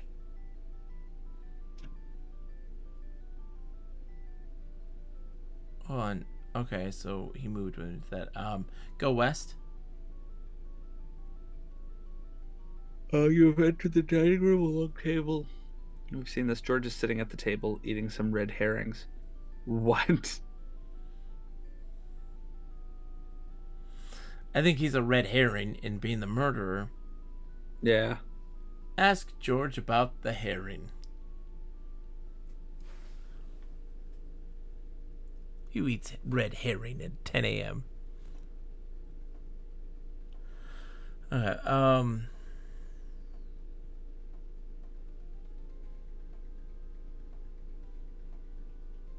got no idea, Nick. There's got to be something we're missing. Yeah. Let's go crazy. Let's wait until 4 p.m.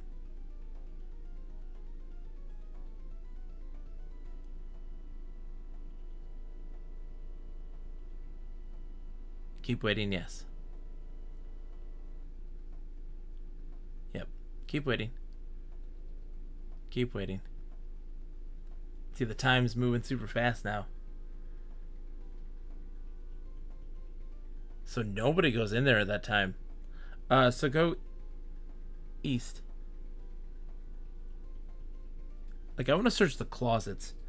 I bet you somebody stole something in those closets at some point. Yeah. So south, east, south, east, south. Yeah.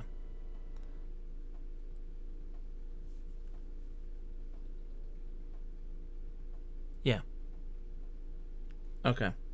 Then north, west, north, up. And then, hold on, let me get my map. Second floor. Let's go south, east, and then south. All right.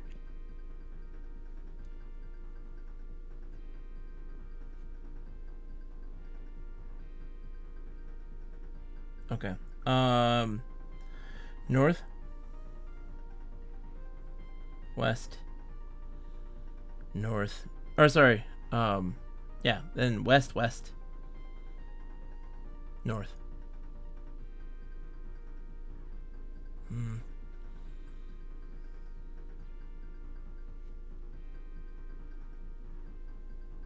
Oh, did you say yes or no?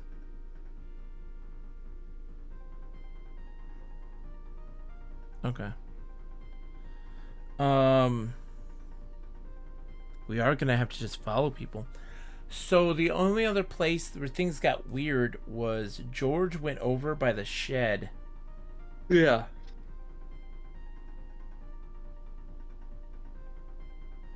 Okay, so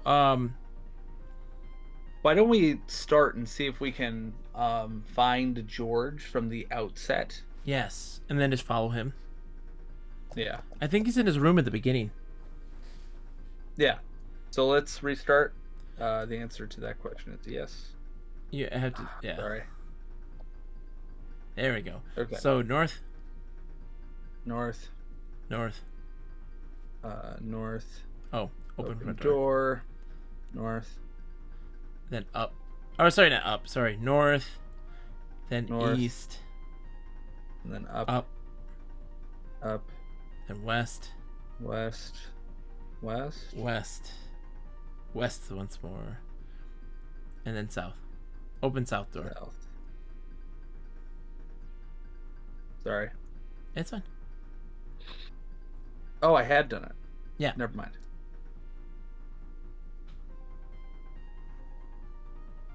Okay, now we can just say like wait until, or yeah, just say wait until noon. Yeah, that's fine. And then your phone You ringing. hear a phone ring. Keep waiting. Yes. Phone rings again. Keep waiting. Yes. Yes. Really? This is only 3 minutes. She hasn't gotten to the phone yet. George says up to the north. Keep waiting. No. And then we go north. East. Yeah, just follow him.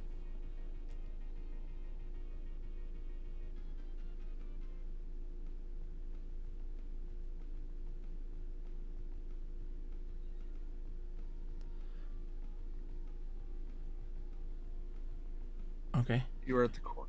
George heads up to the north. He's preparing a snack. It's a snack of red herring. Not yet. It's too early. Isn't it? No. So, No, he doesn't. So now just wait until noon. 12. Oh, I guess that. Then no. And just follow him. south, west. Yep, and then wait until 12 or whatever.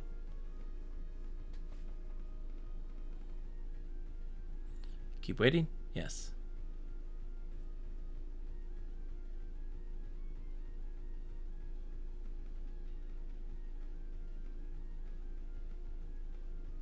Mrs. Rourke hands an envelope to Mrs. Robner. Mrs. Robner examines the envelope briefly, then puts it in her pocket.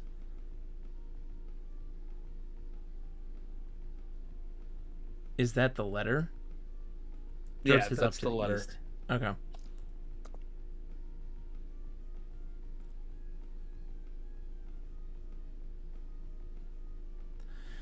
So yes, we're just gonna follow him and see what happens, because yeah, he's gonna go up the stairs back to his room and wait until it's time for the reading. But I think that this is probably a best bet right now. I'm positive he hid the will. Yeah.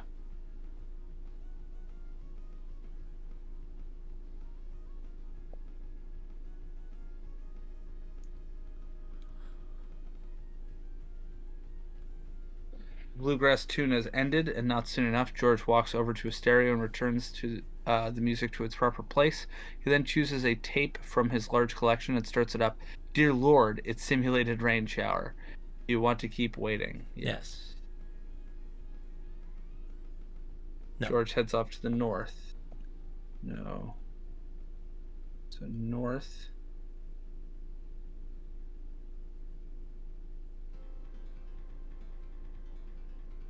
Yeah, she came out of her room as well at that point. Yeah, because now we're all heading to the reading. the reading. To the west. Hold on. Oh, okay, yeah, that's what she did. Yeah. So west, yep.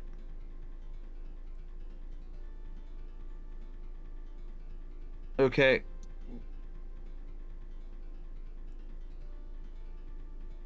Okay. So do we want to wait? Yeah, let's wait. Oh, no, wait until.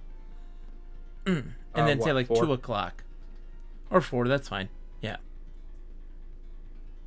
Yep, keep waiting. George is okay, there we go. No, he's going to the east. South.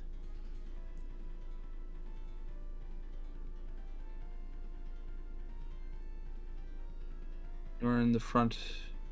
Yep, he goes northeast.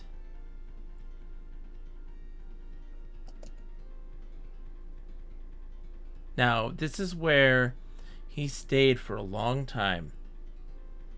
So, Yeah. like, just wait until 4.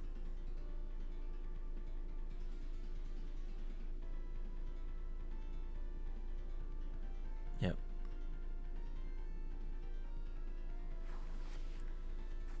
Mr. McNabb's running all over the place.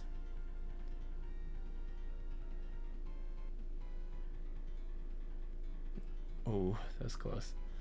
West.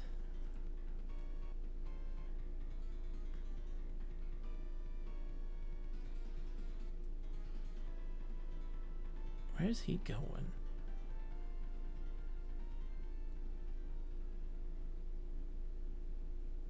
It's pacing around the room.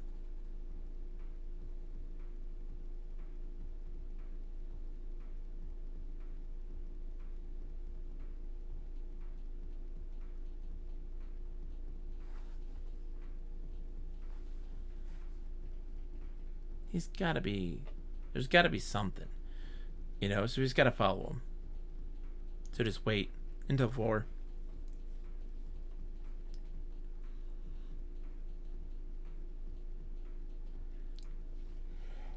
Excuse me.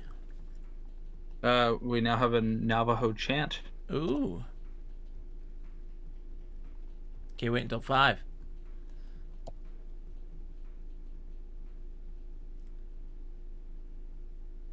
Let's listen to New Orleans jazz. Wait until 6. So will he do the illegal thing if we're watching is the question. I don't know.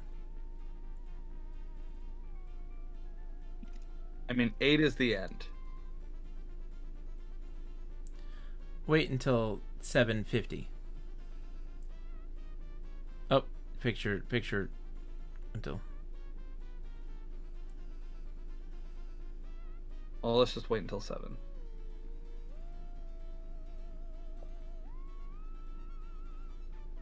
You know, what if he does nothing? What if he isn't got rid of the will at all?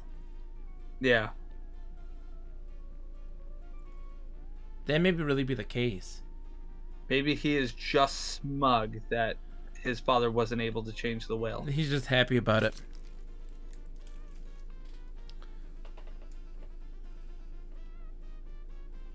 Yeah, he really is.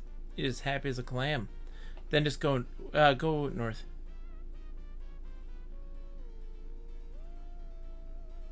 Time passes. Chief Inspector Klutz walks up to you, seemingly from out of nowhere. I'm sorry, Inspector, but your time is up here. I'm sorry that you didn't have any more time to investigate the case. Maybe next time. He escorts you to a waiting police car in which you go off into the sunset. Okay, so _ Deadlin. to restart it. Underscore Deadlin. All right.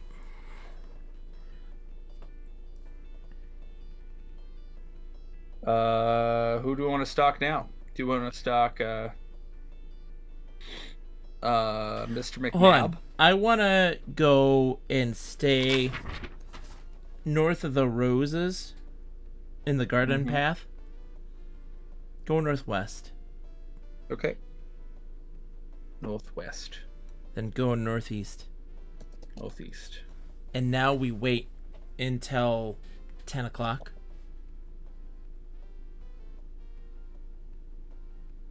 You notice a very faint ringing sound.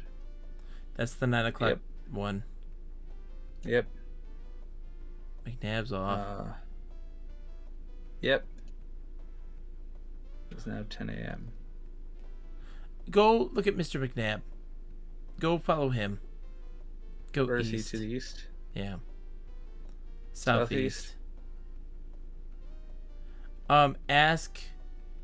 Maybe those two holes were our footprints, Rob. I think that might be true. About holes. What holes? Yep. Whoa! Mr. Baxter comes in from the south. Oh. So do we want to go west? No. Because it says to the west, Mr. Baxter comes into view from the south. That means... Oh, yeah, go south. Yep, that's... Yes, go south. No, then go north.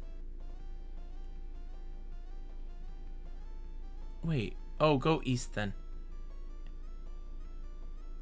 Mr. McNabb, go east again.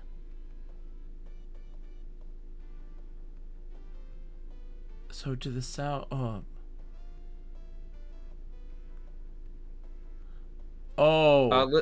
So when you go west, I'll show you what happened. He came from the south, so you saw him going to the front door. Okay. But still, go see what's up with him. With Baxter? Yeah, go west and then go north into the place. Alright. It would not allow that. Oh. Then go south. Then south again.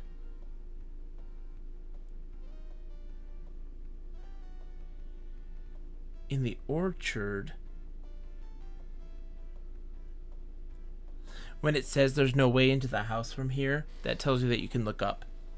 So go north. And then look up. Oh, we're an orchard path. We need to go in the orchard. How do we get to the... look and see where the orchard is from here? Just look.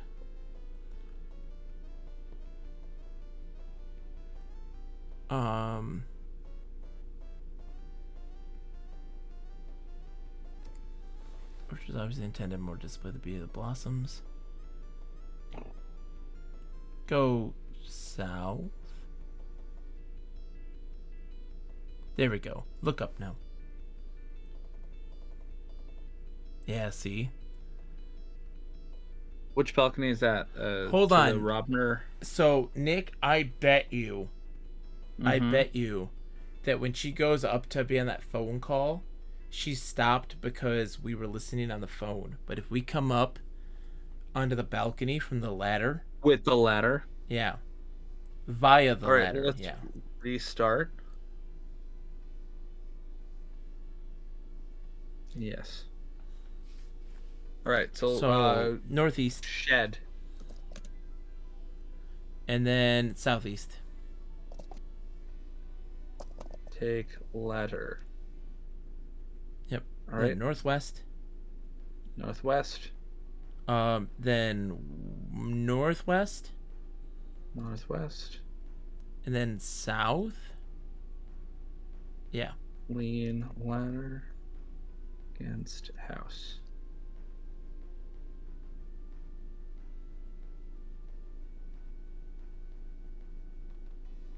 Okay, let's open glass door.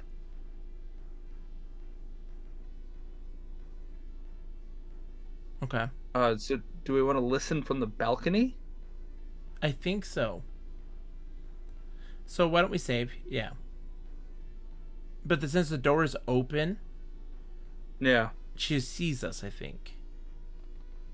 So do we want to close it then? So like let's just wait until 9:15 or whatever.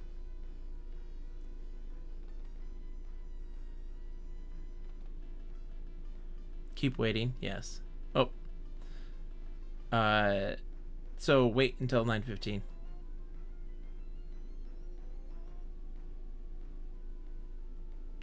Yes. Yes.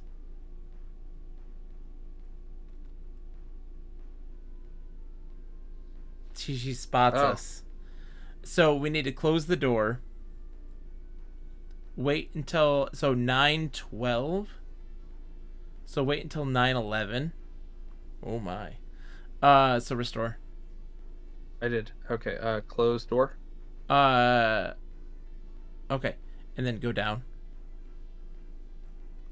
Why go down? Okay, just wait until 9:12. See if she sees us.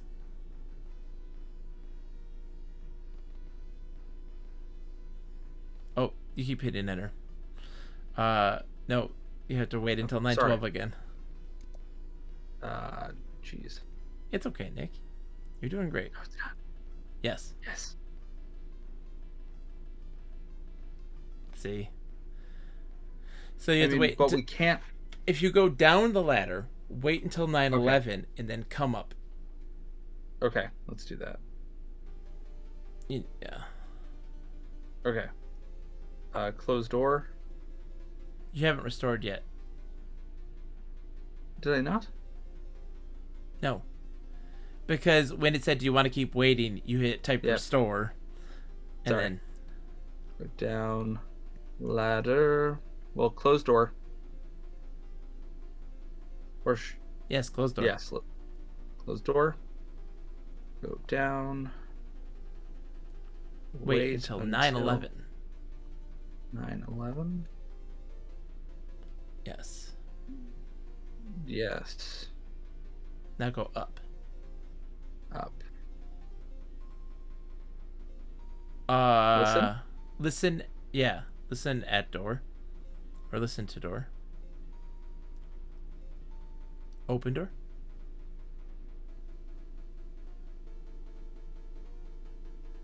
Then go west. Or south, I mean south.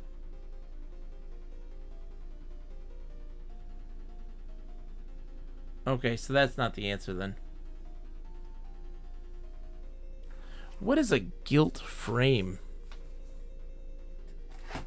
I mean, it's gilded. No, that would be gilded. Right? I mean, it could be an old past tense.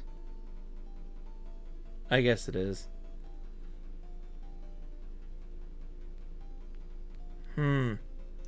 Gonna so restore, yeah. That's fine. Restore, listen. Then go south. Move the mirror. No. Okay. Pick up the mirror. Okay. Break the mirror. Ooh.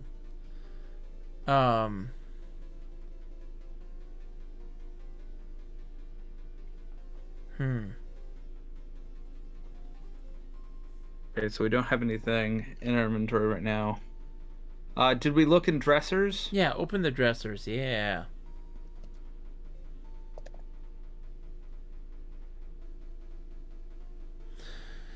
Smell undergarments.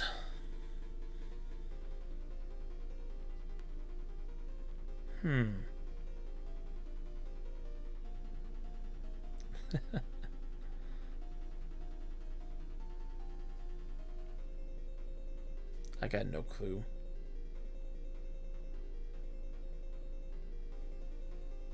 Okay, so the dressers.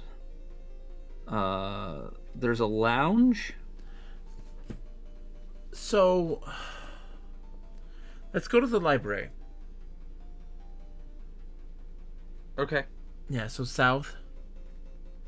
West all the way. Oh, open south door. Yeah.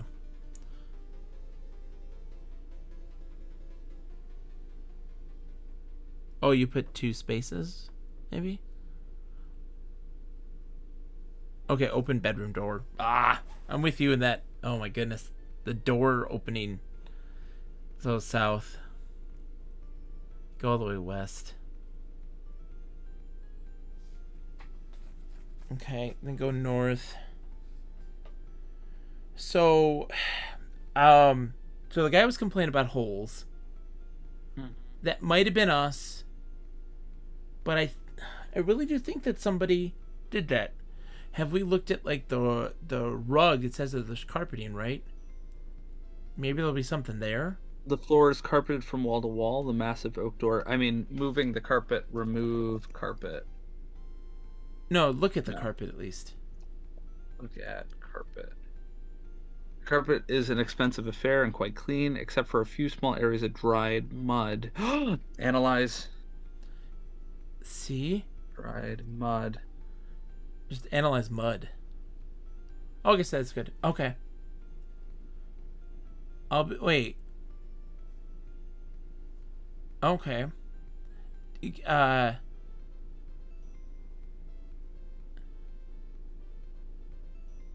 The balcony and the desk. Can you get the mud?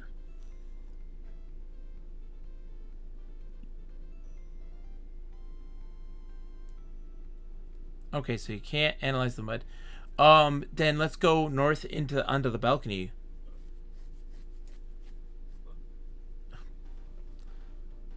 Balcony door, yeah. Specific. Examine balcony. Yeah, or the railing. But a few spots of dried mud soil the floor. Check the railing too.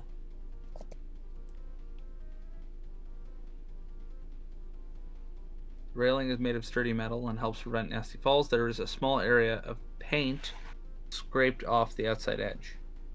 So somebody definitely Use the ladder. used the ladder. Do we want to find McNabb and see if he is upset about something? Oh, like just to ask him what's wrong, even without. Yeah, Yeah. that's what we did before, right? Well, How about because now we analyze? know it's Do you want to fingerprint the railing? Fingerprint railing. Okay. Analyze railing. He's gonna say he can't bring it with him. Yeah. All right. Well,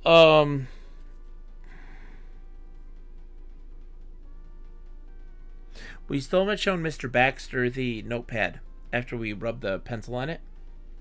Mm-hmm. All right. So north, South. south. Rub pad with pencil. Yeah. Take pad. Okay. Mr. Baxter gets here at let's save. And it can be that. That's fine. Then go east, and then go down to the living room and wait for Mr. Baxter there. All right, we're at the bottom of the stairs, and then west. West. Yeah, west twice.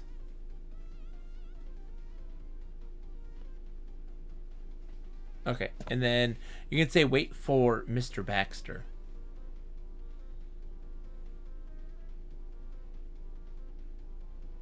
Keep waiting, yeah. There's the phone. Yeah. Yeah. Yeah. Keep waiting, yeah.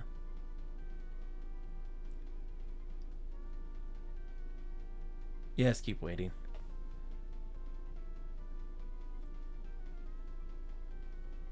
That's right. Footsteps on the staircase because it's so loud.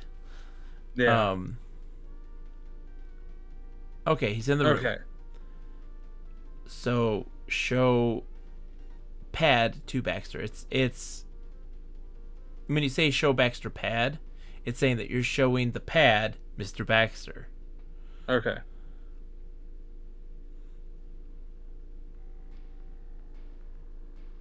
Yeah, no, I had shown him the pad Okay. before.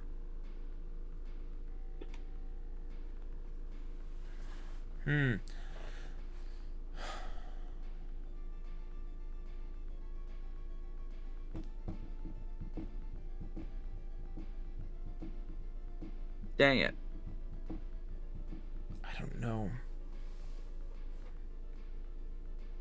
So George is doing nothing. Yeah, George is doing nothing. He is eating a red herring sandwich because he is meant to be suspicious to us. Yeah. I don't know. Do you want to, do you think we need a clue? I'm not quite ready for that yet. Why don't we follow either... Have we followed Miss Dunbar yet? No. So do we know if they will do the things they're meant to do if we follow them? I don't know.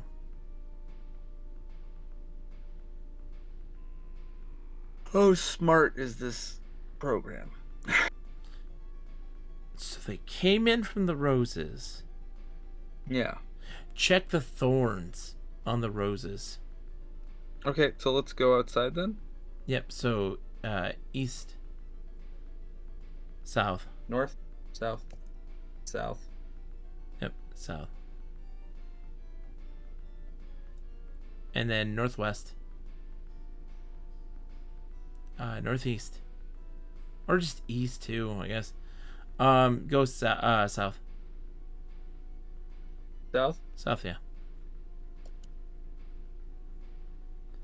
And then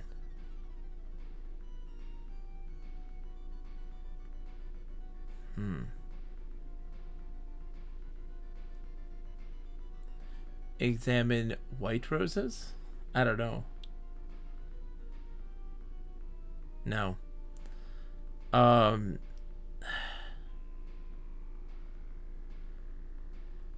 So they get the ladder from the shed. Right? Can you go north? Go north real quick. And then north again.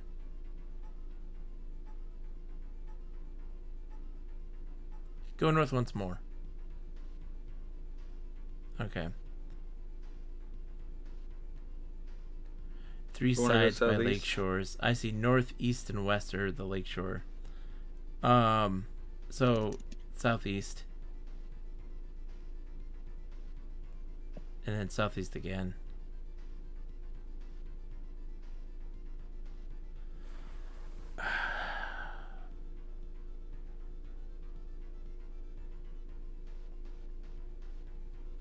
Yeah. Ask McNabb about mud.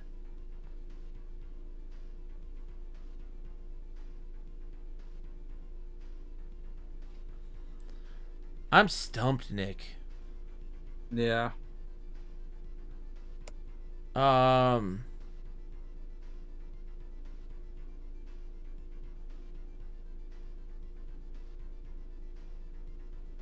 We could wait in the shed. Yeah. And see if anyone takes the ladder. Or comes to take the ladder. Or at least wait outside the shed. Well, I'm wondering if, like, so the shed window is opaque. It can't be cleaned. You can't look in it. Yeah. So no one would know that we were in there, assuming that this program is smart enough to be like, if person's here, then don't do thing. Oh. So hide in the shed? Hide in the shed, yeah. We know hide is a term. Yeah. So let's restart. Okay. And then Northeast. to the shed. Northeast. Southeast. Southeast. Leaning in a corner is so we're in the shed? Yeah. Okay, can we close the shed door? Try to. Sure. There's no shed Okay. door. Hide Hide. in shed? Oh, okay. All right. Well, then let's just wait.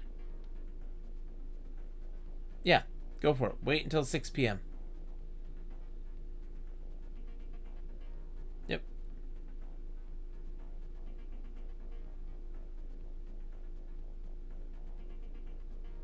He picks up the ladder. Do you want to keep waiting? No. Northwest. North. Wait, no. Mr. Coates. It's off to the west. Oh, he's going he's heading in. to the house. So go northwest. Oh, he's using the ladder to prune the trees. Ask him what's wrong. He's worked up. And see, we didn't get into the roses at this point. Yeah.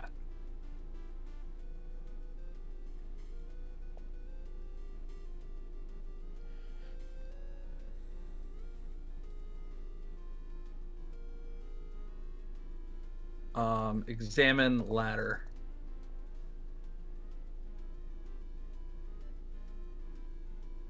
Yeah. So you need to check people's shoes? Maybe. So he took the ladder. Okay, he's analyzing it. Is Mr. McNabb on the ladder? Hey, no. We'll see what happens. Yeah. Let's go look and see. Let's go inside and see if we can look at people's shoes. Yeah, since they're all at the thing. So so you go southwest, Southwest. then southwest or west, then west, southeast, east, and then north and west. Or sorry,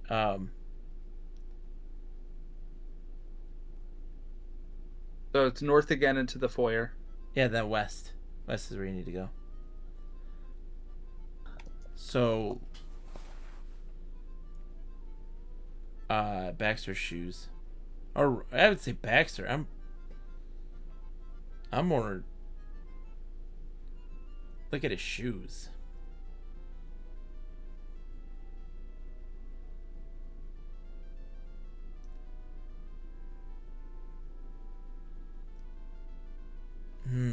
No.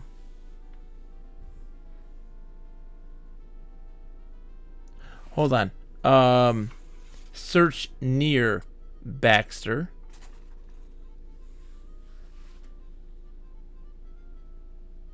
No. Mr. Coates is only here for a while. Follow Mr. Coates. Go east. And then south.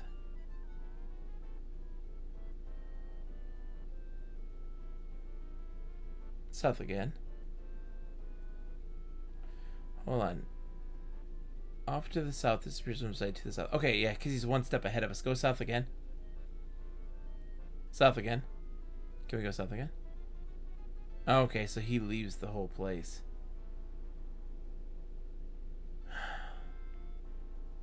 Crap. I need a clue, Nick. I don't know. What do you think? What do you think? Do you have any other leads or any ideas you want to fiddle with? I presently don't. Oh, let's wait for the But- results from the ladder. Yeah. Wait. Nothing of interest. Okay. Do you want him to analyze all the stuff in that medicine cabinet? Maybe. But I have to head to bed. Oh yeah, it's that time. Crap, it is. All right. All right. Let's go find somebody to raid. And Nick, thank you so much. Thank you everybody for hanging out. I greatly appreciate it. Good seeing you, buddy. I want to keep doing this. If if we can. We'll talk about a time to do so. I did enjoy this greatly. You do have work tomorrow, so sleep well. I will try to. I will try to not let the stress of my ignorance. Oh, you're gonna be Get just to fine, me. Nick. You're gonna do spectacular. Don't worry. Yeah. All right, so let's hang up. All right, Nick. Bye. I'll go raid somebody. I'll finish the stream. Yep. Bye. Okay, let's see who we can find to raid. Boink. Boink. Who is on? Let's see.